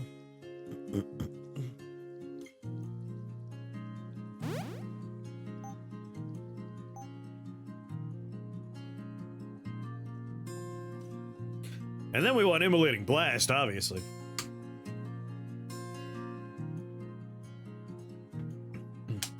I can only upgrade a spell twice. So, you'll notice I only have 2 on this one. And 2 on this one. The only reason this one has 4 is there's a shrine called Shrine of Evolution. And if you find that, you can break the limit. There's also a Shrine of Perfection that can break the limit. A bit of searching suggests the cookies are Elachi flavored. The cookies are harder to find in the US than I expected. Yeah, these came in a box from India, and like, I am blown away by them. They are incredible.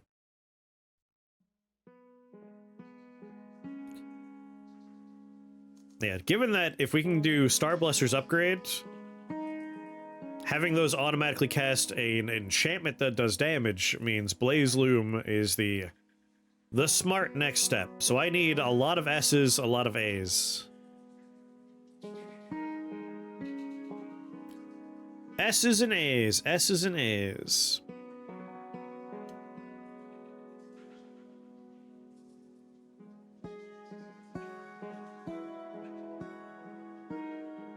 S and A with bonus M's and a T. I still want one more T.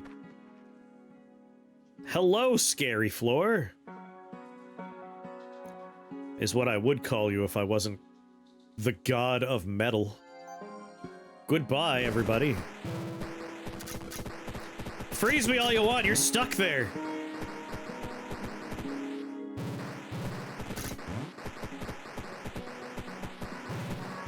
This is from one cast! Did you learn your lesson? That's one moon glaive! I don't even have Chaos Links yet.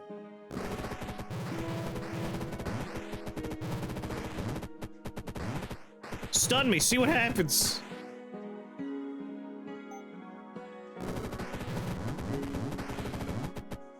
Might as well, like, get rid of the spawner over there.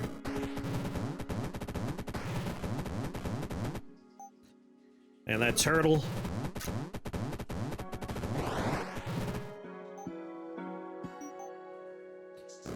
Put one in suspend mortality range.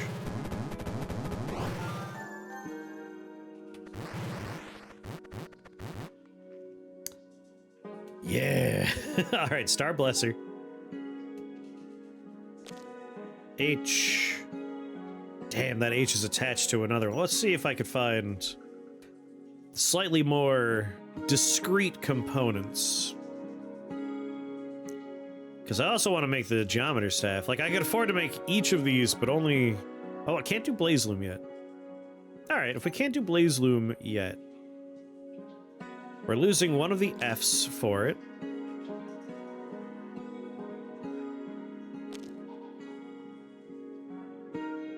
I'm gonna lose one of my T's, because I need one of the S's.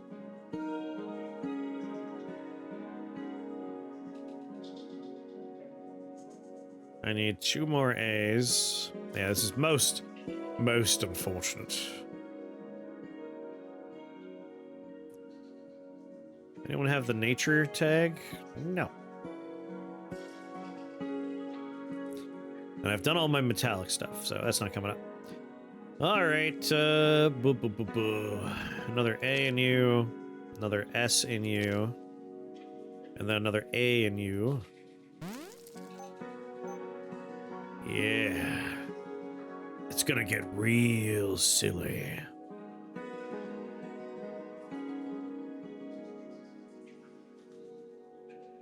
Real silly. Lightning would have been a better one to go with, but I don't think we're finding all those L's. I could be wrong. A's, S's, and E's. A's, S's, and E's.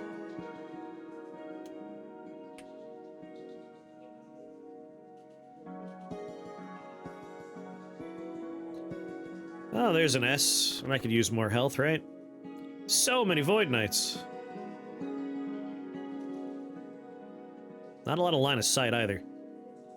And this has to go quick. I want that out of the picture right away.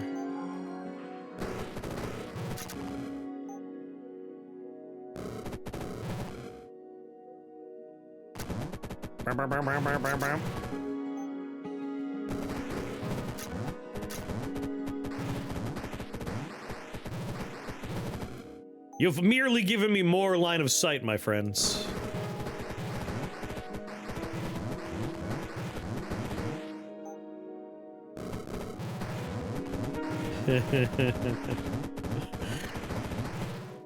Moonglaive's damage is currently 34.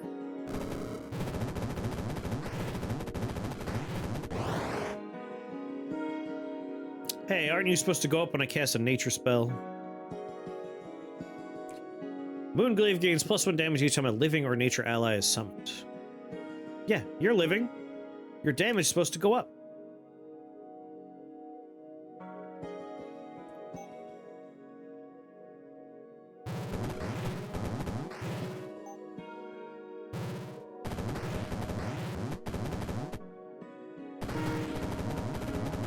I'm not gonna cast any more spells. I'm just gonna let this run its course.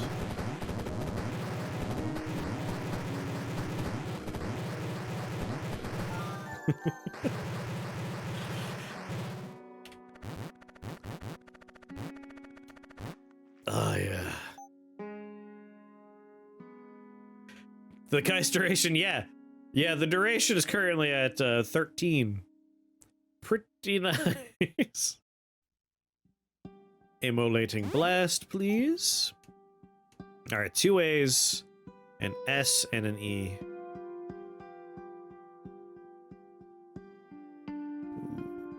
Ooh, I don't think I don't have the room for you. Sorry. I love you, Flame Blade Fragment.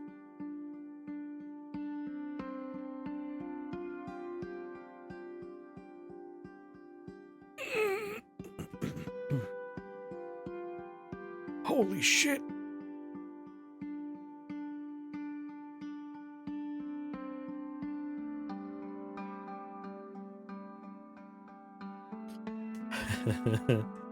I mean, ooh, boy. All right, so there's a few ways.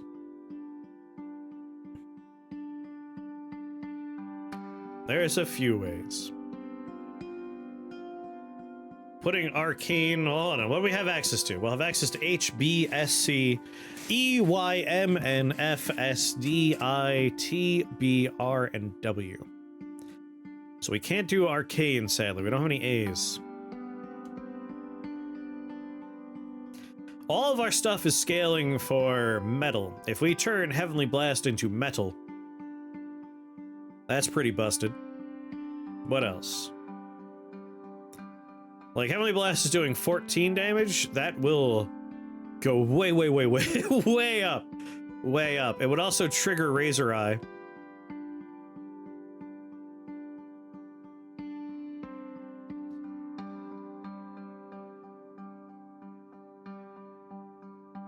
Yeah, loops is the goal. Loops is the goal. I have to pee, though. Yeah, if we make if we make Moonglaive an enchantment, we could trigger Blaze Loom for Star Blesser, and that's pretty good. If we put metal on Life Drain, and we make it attached to people with Mercury Eyes, that would trigger a lot of Blaze Looms. The other thing we can consider is... You want Jimmy to play some Helldivers with you? He's making dinner right now. is one of the spells that we're auto-casting we could try and make a loop out of, right? Like, making Heavenly Blast arcane would have been the ideal, but we can't do that.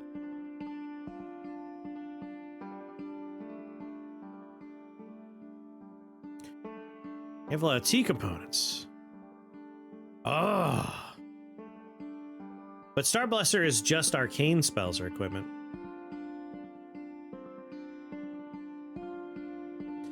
Not translocation. A T-Glaive. Like making Moon Glaive translocation, I don't...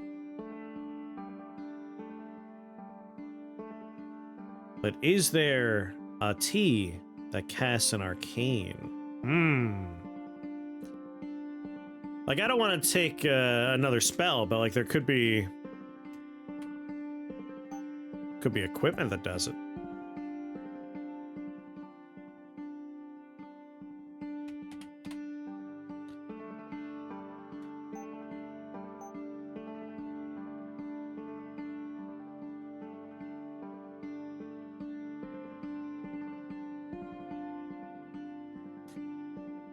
$100 damage. Shadow Hex.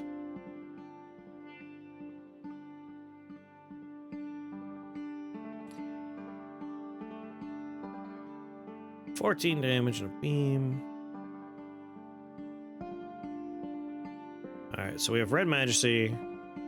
Cast Scourge.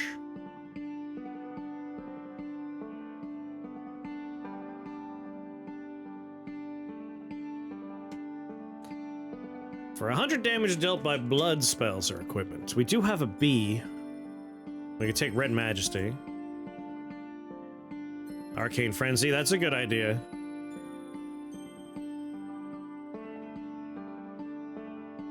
Oh, man, I wish we had a letter A.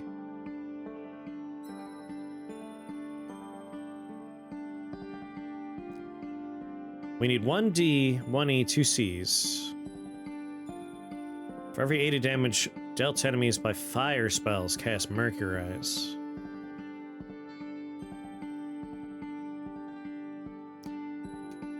How much damage did Mercurize do on this floor? More than enough.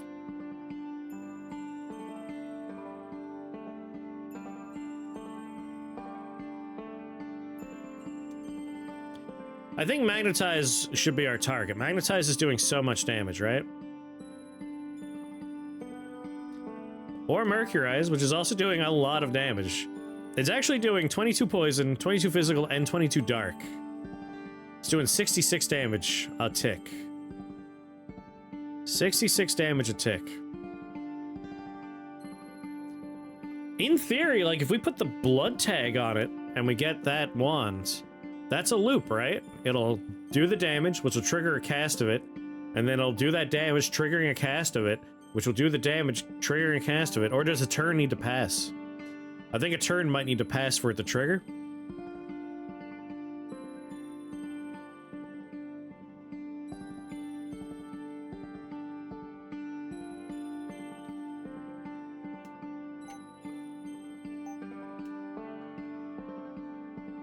Shadow Hex would also need the turn to pass.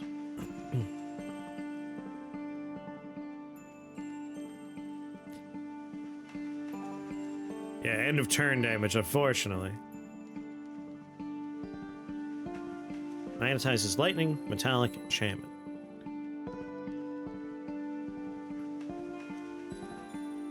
We have S-Tag. We have S-Tag. We could just take, like, Disintegrate, right?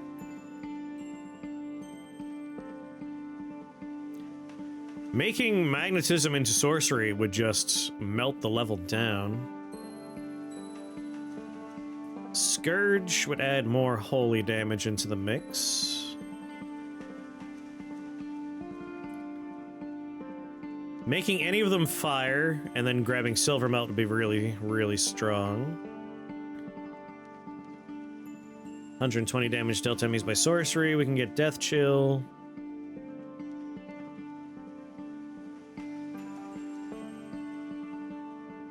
We could just Make Moonglaive enchantment. Yeah, that's what I'm thinking, is like Red Majesty would be really strong. And we just have to add a blood tag.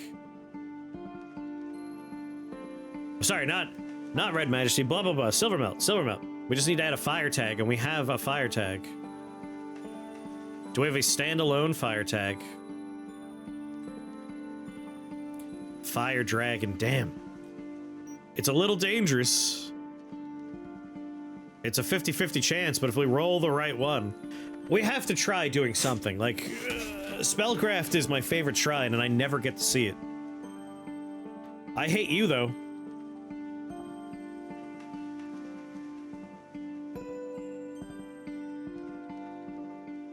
We gotta try. We always have to do whatever's the most broken possible thing.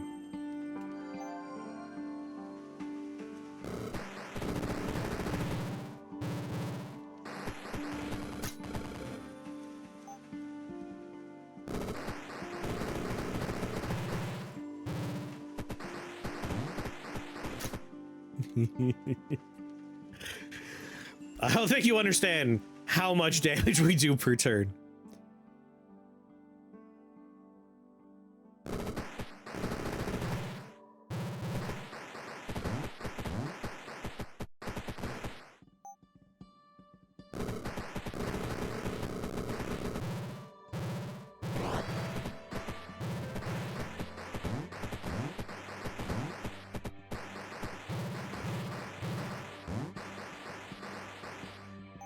I don't think even hubris could stop me today.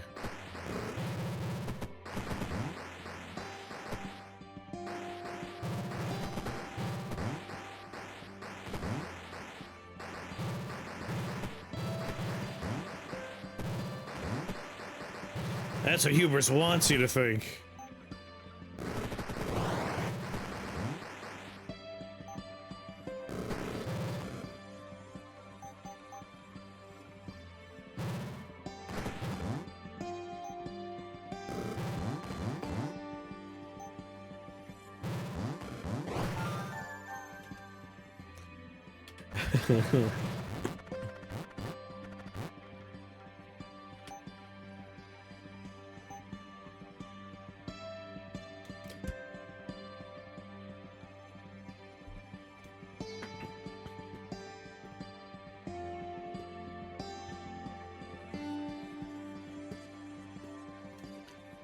All right, the damage breakdown here was Moonglaive, Heavenly Blast.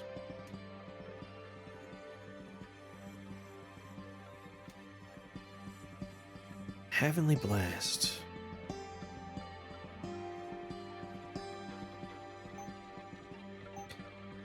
With Heavenly Blast being the next best damage dealer, let's think about that. Purifier. Cast Immolate.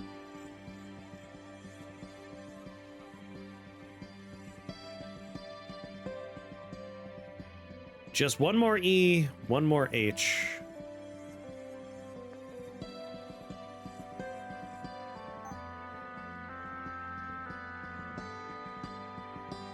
E and H.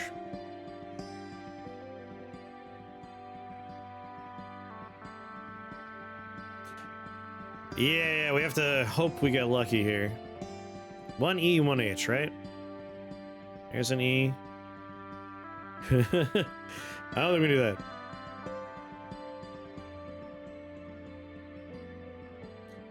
Yeah, it's weird. There's something maybe a little buggy with that. Like, they should, on cast, work.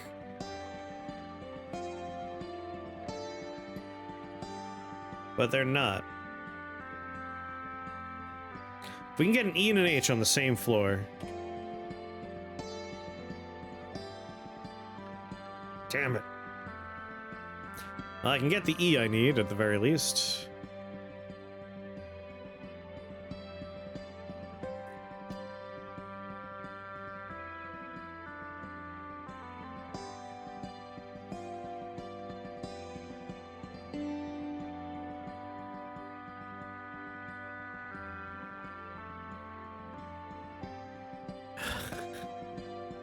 If we just put the metal tag on Heavenly Blast,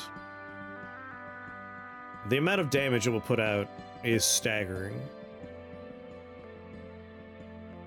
Like, this is what Heavenly Blasted added just its default value.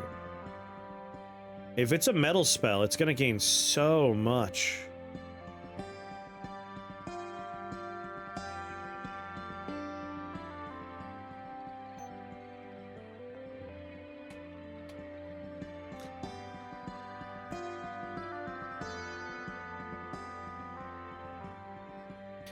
Fire enchantment.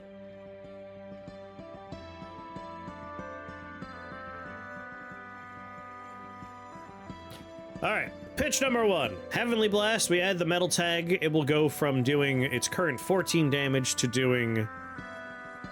Oh, I don't know. Dear Lord. 14, 24, 34 damage. It would also trigger Razor Eye each time. So that's a big deal.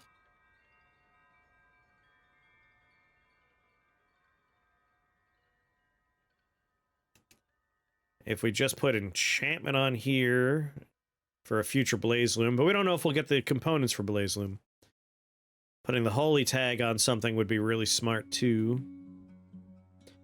I think I'm just gonna boost the Heavenly Blast. It's such a damage dealer, and it doesn't require line of sight. It's just gonna cast.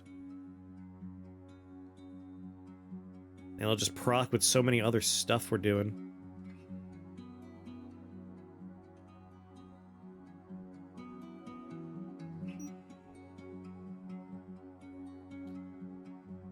Do I have a singular M, though?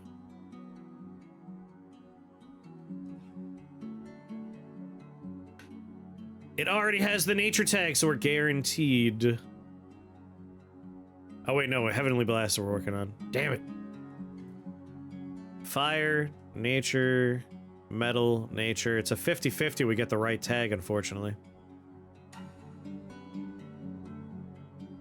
I'm looking at the wrong thing. Yeah, 50-50, 50-50. Damn it. We can guarantee a letter T, we can guarantee an S, we can guarantee a C, we can guarantee an H. Like, the H would be nice for Purifier, but there's no telling if we'll get the Purifier online in time.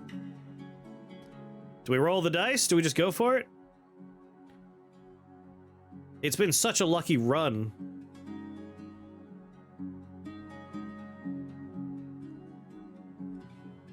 Give the electric tag.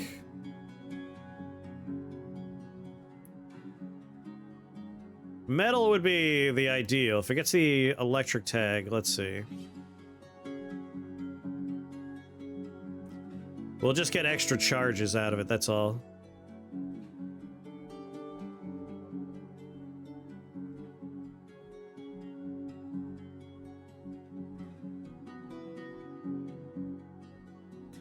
Oh, you're saying there's an upgrade for it. We've already added the fire tag to it. But no, alas, no more. No more tags.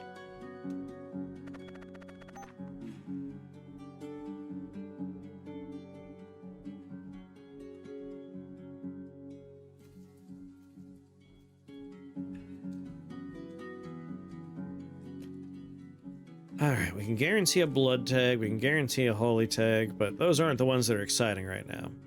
The exciting one, of course, is this one. We want to get that M on there. Cross your fingers. Ooh! Oh yeah! Okay. Mother of God. I mean, I never had any doubt. Let's go gambling.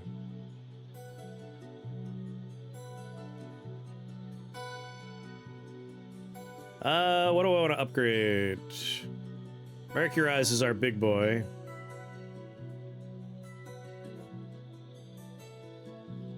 I won't cast. Yeah, we're not gonna get a loop. We're just gonna get a huge damage swing out of it.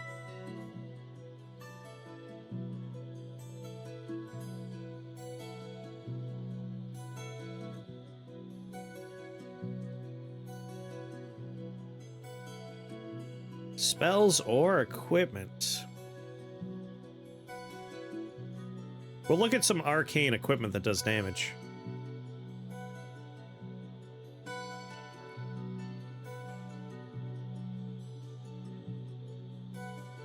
Yeah. Let's upgrade you. Oh, right, I was supposed to take Immolate. Whoopsies.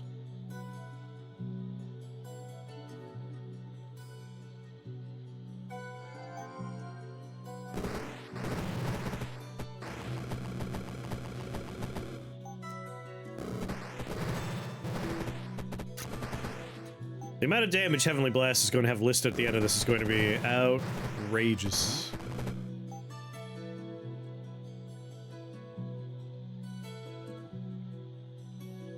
Where did... What? Who's this?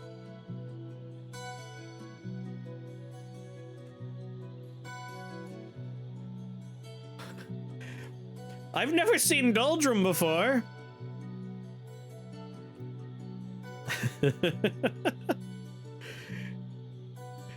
This is my new favorite character.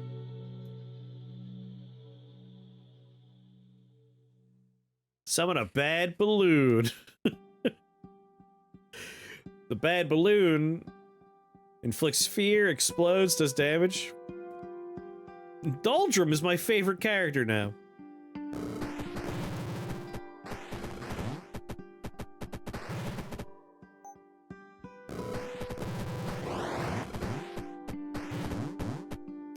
Quick step won't save him.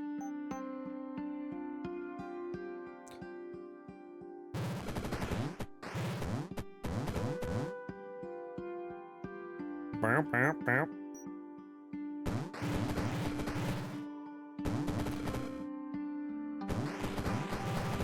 Oh, that would be Koops. Koops is the one that designed the characters.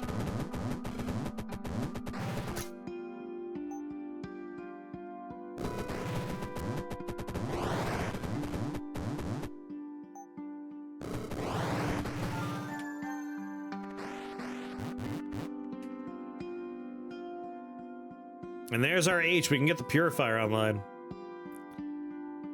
Weirdly, Heavenly Blast doesn't seem to have skyrocketed in damage. That's weird. It does. It just updated to say 34 damage, though, so it is working.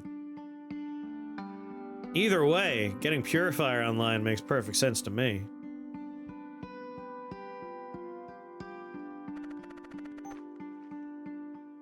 Yeah, it's also casting Razor right now, which is killing things before it can kill them.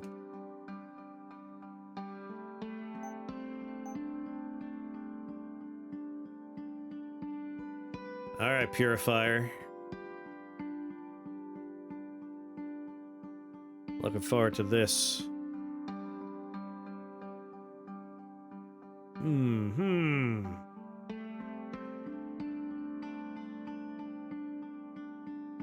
feel like Ophan will not have a long life.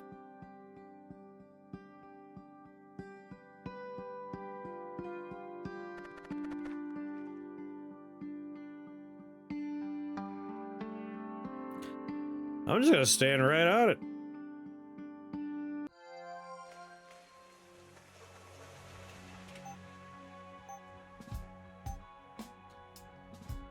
Oh man, I should have considered this. We could have done a guaranteed blood tag. I'm not sure if it would have been worth our time. I think Purifier is a more worthwhile craft here.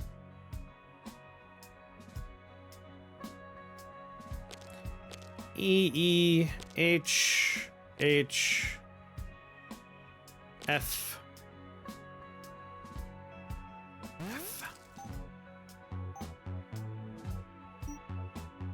What else can I make right now? More importantly, if I do Arcane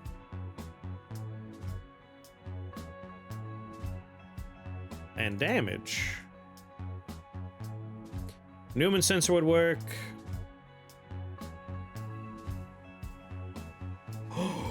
Fuck, that's right, Skybreaker array. This is how we could have gone off the fucking rails.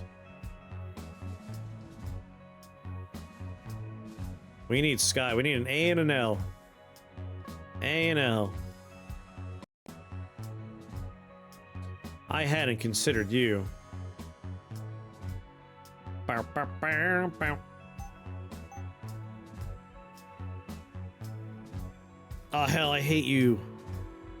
What's our radius right now? 6? 1, 2, 3, 4, 5, 6. So right here will work. Just a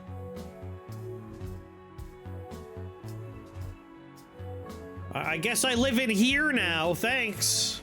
Cool.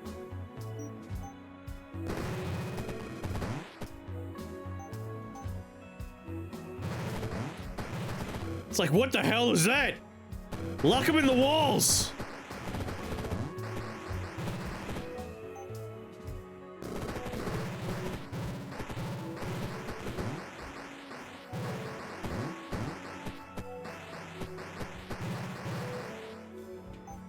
Do.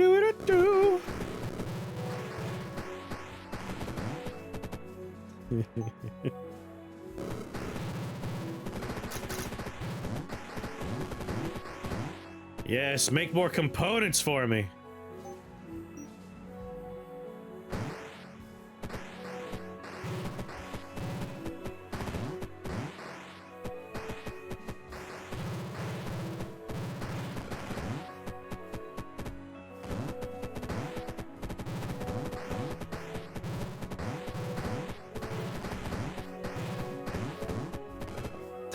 It's such a long turn. Immolated 5 times. Alright, I mean, I have to do it. Like, it's just yet more fun.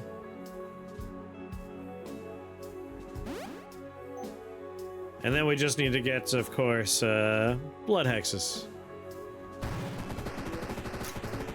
Yes! Yes, make more components! Don't die on me! Hang in there, buddy! That statue will take the damage for you. Just keep corrupting the level. Keep corrupting the level.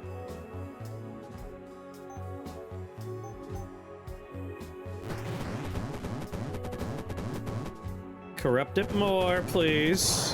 No, Ophon, hang on there, buddy! Ophon, summon people! Summon people right now, hurry. Hurry. Please. Damn it, Ophon! Could have just lasted a little while longer. I just need an A and an L.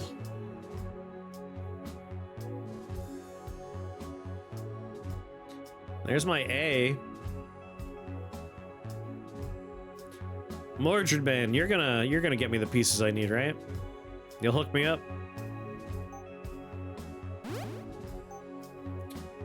So we're automatically casting Immolate, and we're automatically casting Heavenly Blast, and we're automatically casting...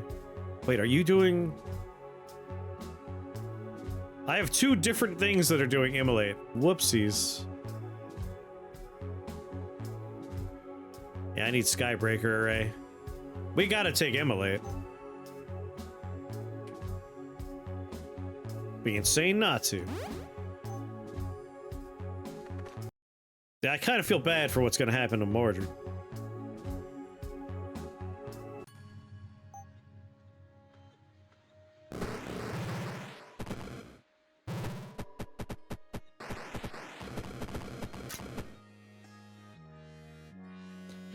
The stacking upgrade for Life Drain, yep. There's gonna be a lot of that going around.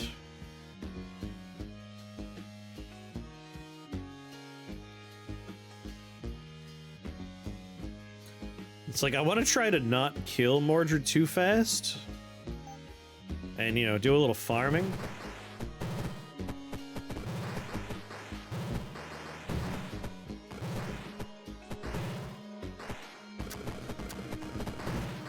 But the amount of damage I do by purely existing.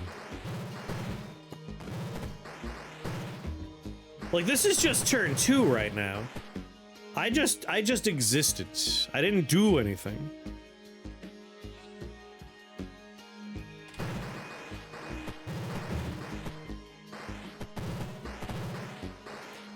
Like, the loop is arguably online.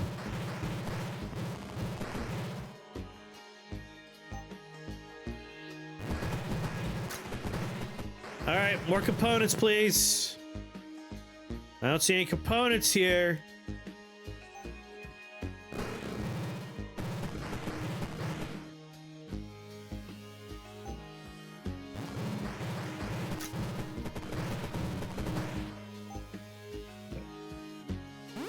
Stacky.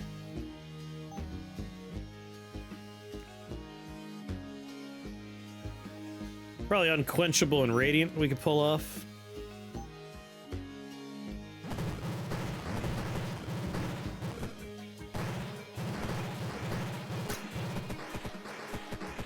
Any components? No components? Corrupts reality in a beam.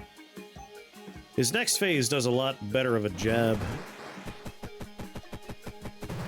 Oh no, it's only Mordred. Oh good. Bone Shamblers. Oh damn, the Bone Shamblers are gone. Oh good, Bone Shamblers.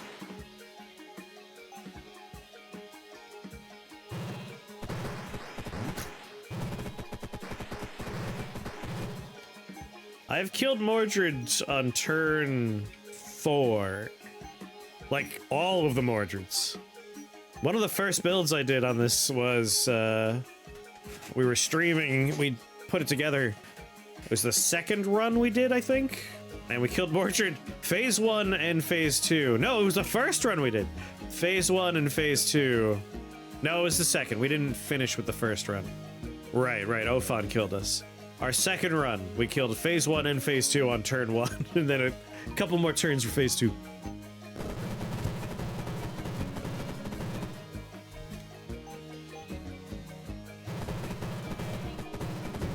Component!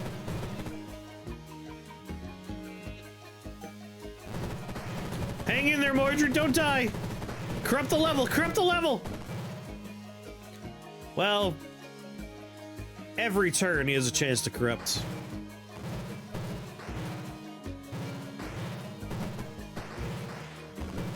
Components?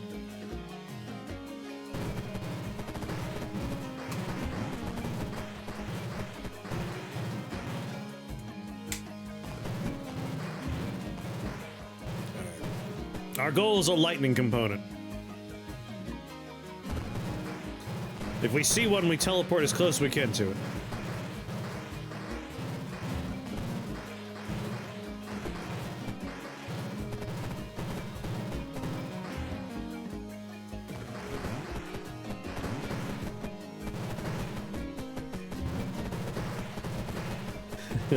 This is what I like to see, though, like a little Christmas tree lighting up down here.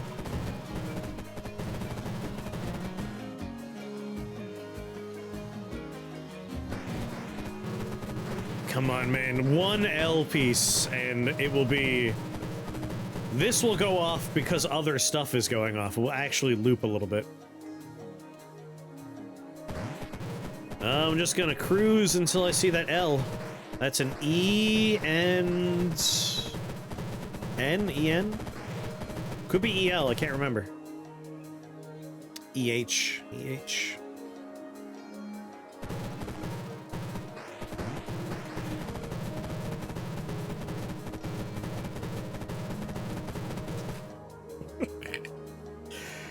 The problem we're gonna run into is eventually he's going to roll weak to dark. And that's gonna suck for him. What a silly build. Like, we're not even shooting him, like, we're ignoring him. Oh no, when he's weak to physical, that's when things are gonna get real bad for him. The problem is he might die. We gotta keep Mordred alive. Until he gives us an L.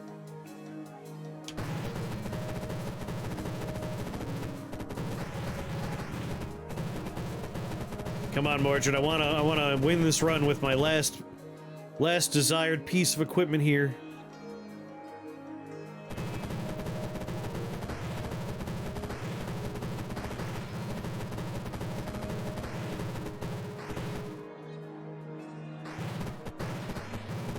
$10,000 health, what the hell? He's actually not that scary just because of how the game works. So, like, he has a lot of health. And he is capable of healing. But He has a rotating weakness, and if you take spells like Essence Flux, you could do the upgrade where it always match the lowest, and you could just slowly remove all of his resistance, or you could take the spell where you point in someone and say, bad, sanction. You could sanction them and take Strip Bare, and then he has no resist. And then he could remove further resist to put him in negatives. But with a lot of builds, as long as you're paying attention, you'll be okay. Like we're gonna be playing with our food here, in the hopes he gives us a lightning tag before he dies. Because it's a control build. He can't do anything.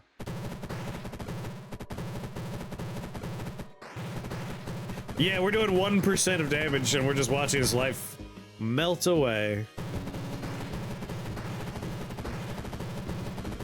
Come on, L.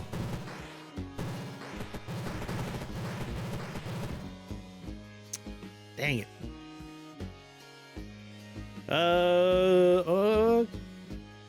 Unquenchable Flame, make it permanent.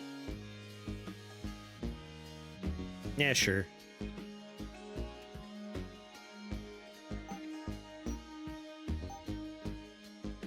I want to make it a permanent duration. Let's teleport.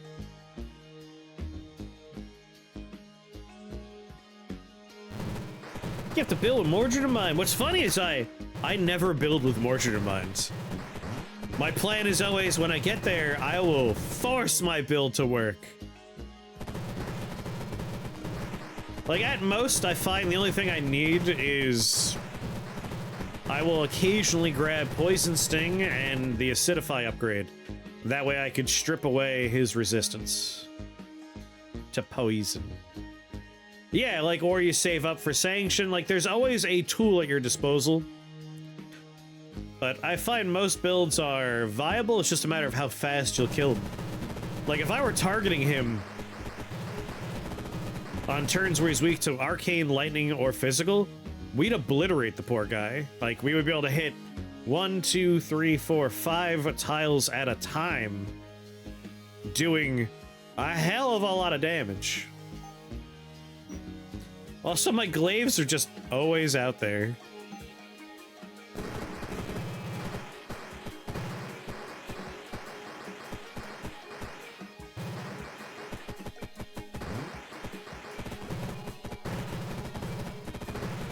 He's losing a lot of health. I'm getting nervous.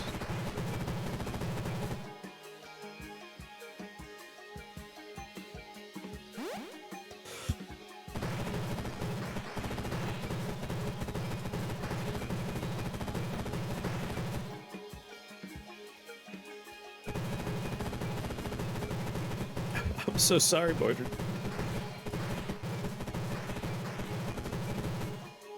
I almost want him to spawn in, like, some exciting monsters to fight.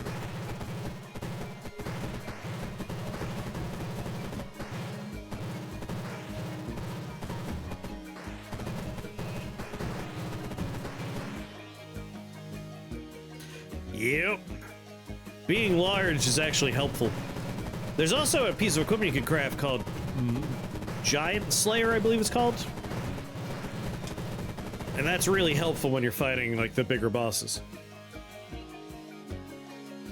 Sir, I'm trying to pick up the thing you're on top of. Yes, Titan's Bane. Thank you, Titan's Bane.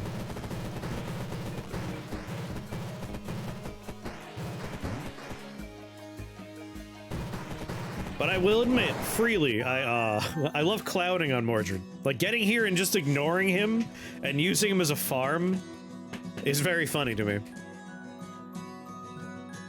I think my ultimate wish list would be, I want a loop. Like, when I have a wildly overpowered build like this, I'm so interested in seeing how I could keep on going. Because, like, we could take every one of those wands that cast a spell, and we could put together just the ultimate stupid builds. Let me loop. Please let me loop. Just make me fight like every floor is the most terrifying enemies. It's in the notes! Opportunity drive switched platforms!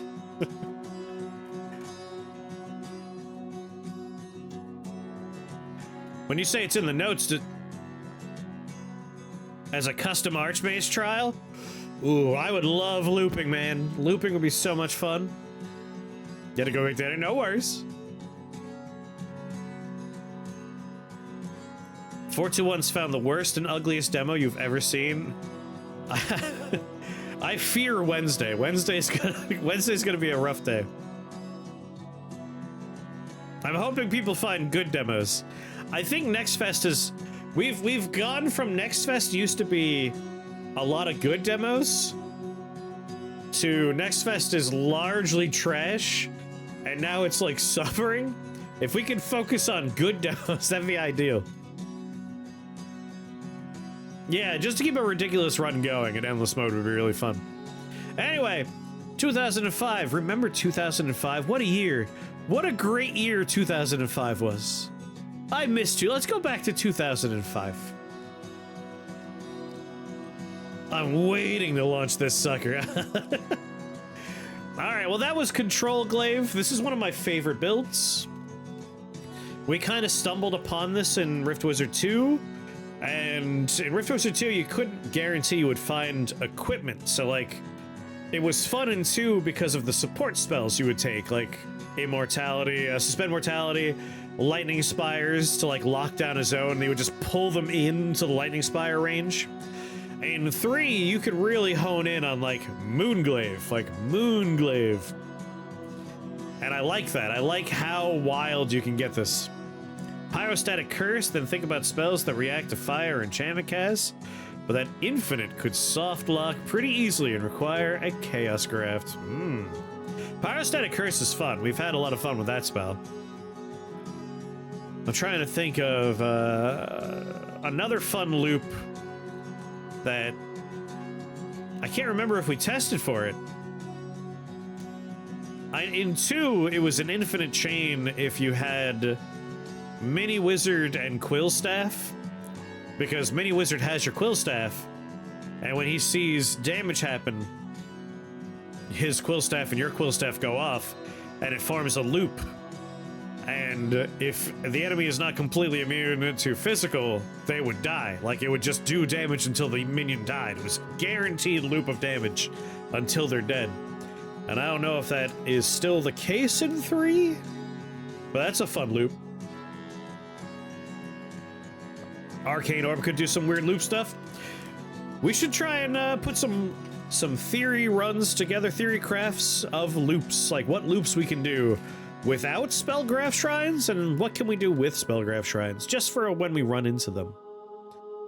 That way we have a list of spells that when we see a Spellgraph Shrine, we pivot. But this was wildly overpowered. Double Razor Eye, double Full Metal.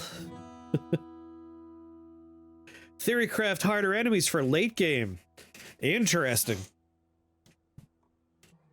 I do agree that the difficulty arc of the game is, if you can make it past like floor 7, you usually have a run online and you can cruise from there. But is that a consequence of knowing the game better, or is that a consequence of the game just getting easier? For people that don't have like an obsessive number of hours in Rift Wizards 1, 2, and 3 already, and if you played the demo, what do you think of the difficulty curve? Like, where do you think it sits right now? I do worry, like, I skew things a little bit, because I've played a lot.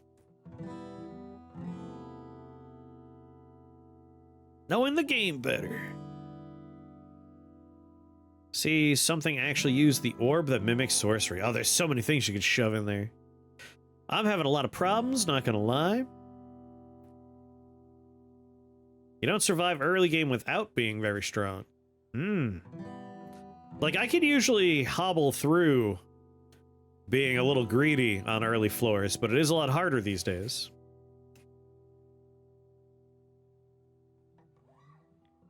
I haven't played with orbs yet. Orbs are on my list.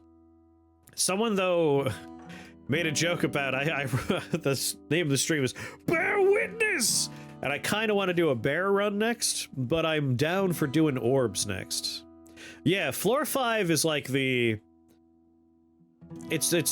cup check. Like, are you ready to go? Are you good? I put a lot of focus on early game. I'd like that on your toes difficulty to come back around 12 and 16/17.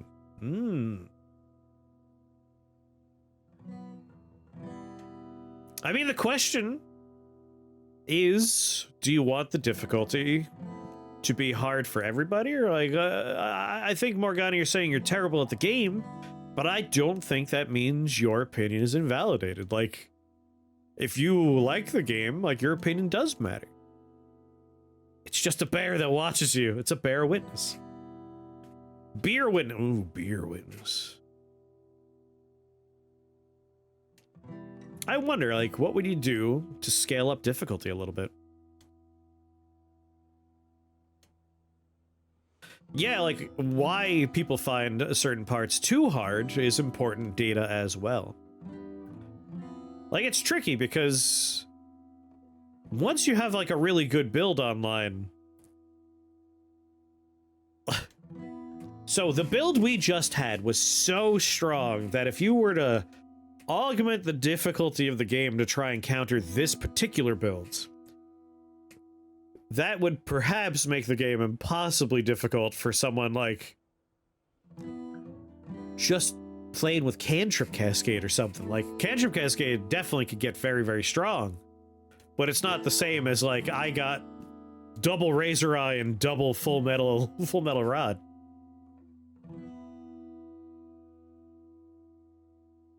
What was the most difficult floor for this build in particular? Like, I don't think we had a particularly difficult floor, did we? Like, I got down to 3 HP on one floor, but I was okay going down the 3 HP. Like, I was keeping my eye on the radius of the enemies, and I knew how much damage I could take, and, like, I knew I could be okay at 3 HP, so I just allowed a lot of hits to happen. Like, unlike yesterday, I'm wide awake right now, so, like, I could play dangerous. I could get real reckless with it. But yeah, it was the earlier floors, for sure, that were the scary floors. I think it's possible to have scary enemies without making the game impossible to deal with. I think so. I'm trying to think, like, the kind of stuff that is challenging and scary without being game-breaking. And honestly, I think it might come down to having enemies that mess with the player. So I want to first open up with the player teleporting randomly is very scary. But I don't think there needs to be more of that, because that's the worst way to die, right?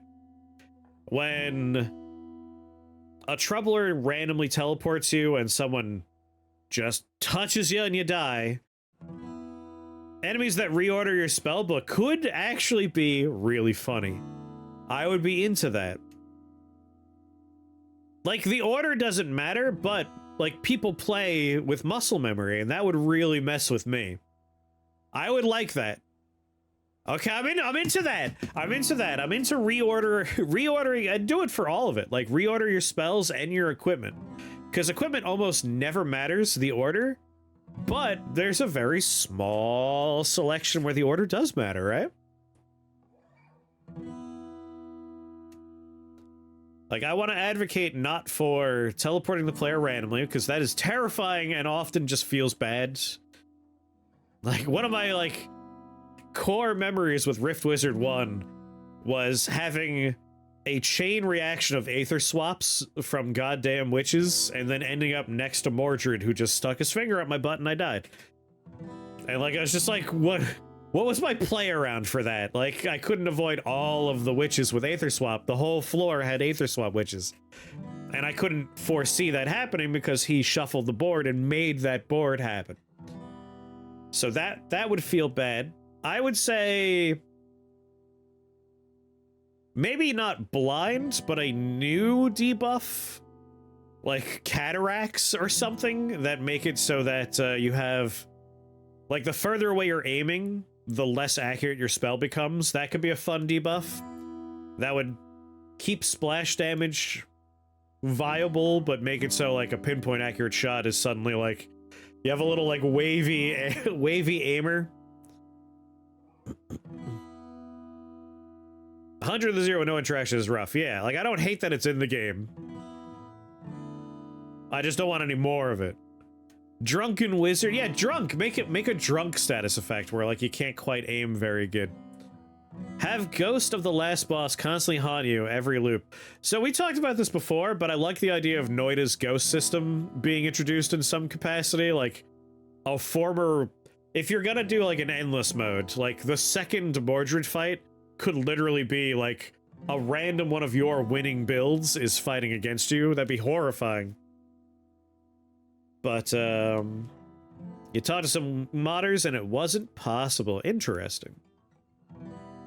But, reordering your spell book, having cooldowns added to your spells, like maybe 1 or 2 of them or something, would be very good. I like that one. What's another good, like, enemy effect you could put in there?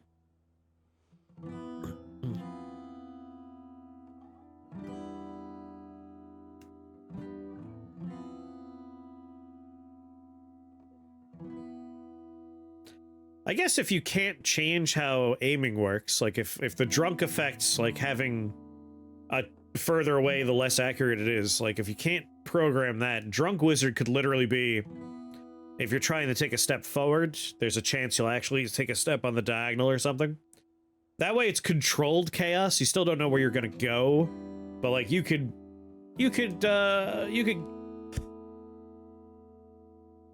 risk reward that a little bit. You can game that out. Yeah, like the confused effect in Dungeon Crawl Stone Soup.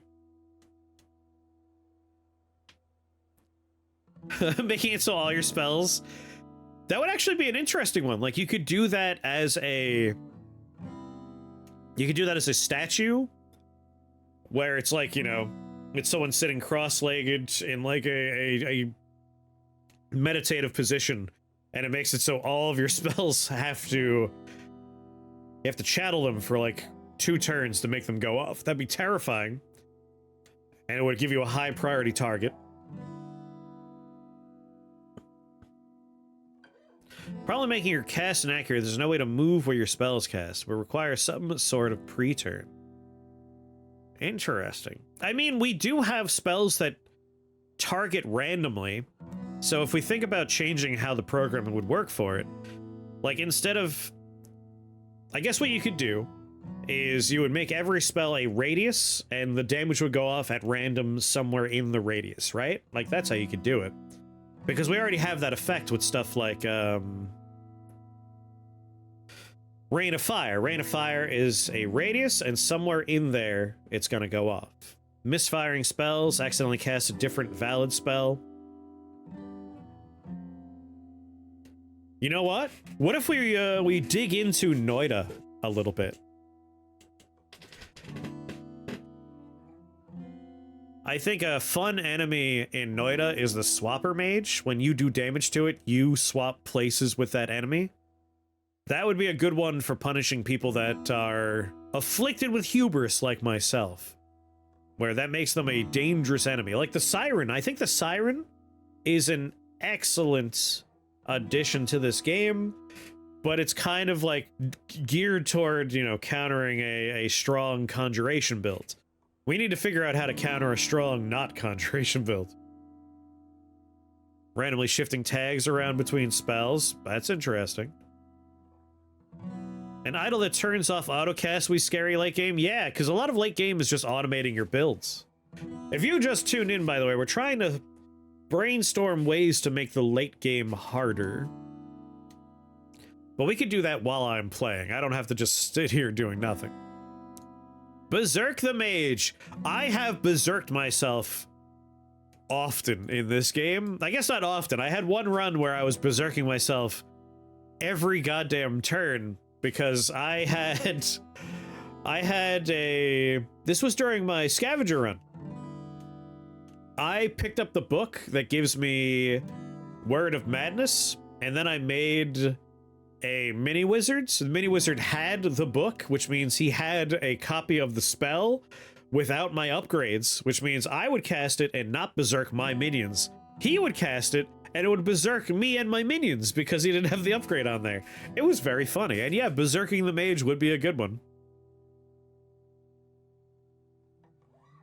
Swapping is also transparent, so it doesn't have the random feels. Yes, exactly. I think swapping is a good one because it punishes you for not paying attention, but also opens up fun play. Like, risk reward is the core of fun gameplay for me, and having an enemy where it's like, all right, if I shoot this guy, I'm gonna swap places with him. And that could be either good or bad depending on where he is. Like, you could actually build around that in a fun way. But it will punish you for, like, weird spammy builds. Temporal transference. On that run, I didn't, but that's because it was scavenger. I didn't find that one. Make an enemy that grants or gains the temporal transfusion buff when it's damaged. Maybe another fun thing would be enemies that, as they are damaged, a meter builds up, and like, the more damage they take, the more dangerous they are until you kill them. You can even do it sort of like how Final Fantasy does the living bomb enemies. Like, they have a countdown, and if you don't kill them before the countdown, they explode, but the damage and radius gets bigger as you hurt them. So you have to go quick, or something like that. I don't know. There's a lot of fun room there. Something like the Spore Beast damage them, boost enemies. Ooh. Blood Knights have that, as does Oakheart. Oh, it's already in the game. Look at that.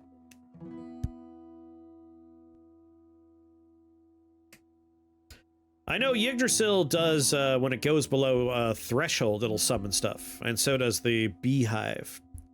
So that's true. We already have a couple of those effects in here.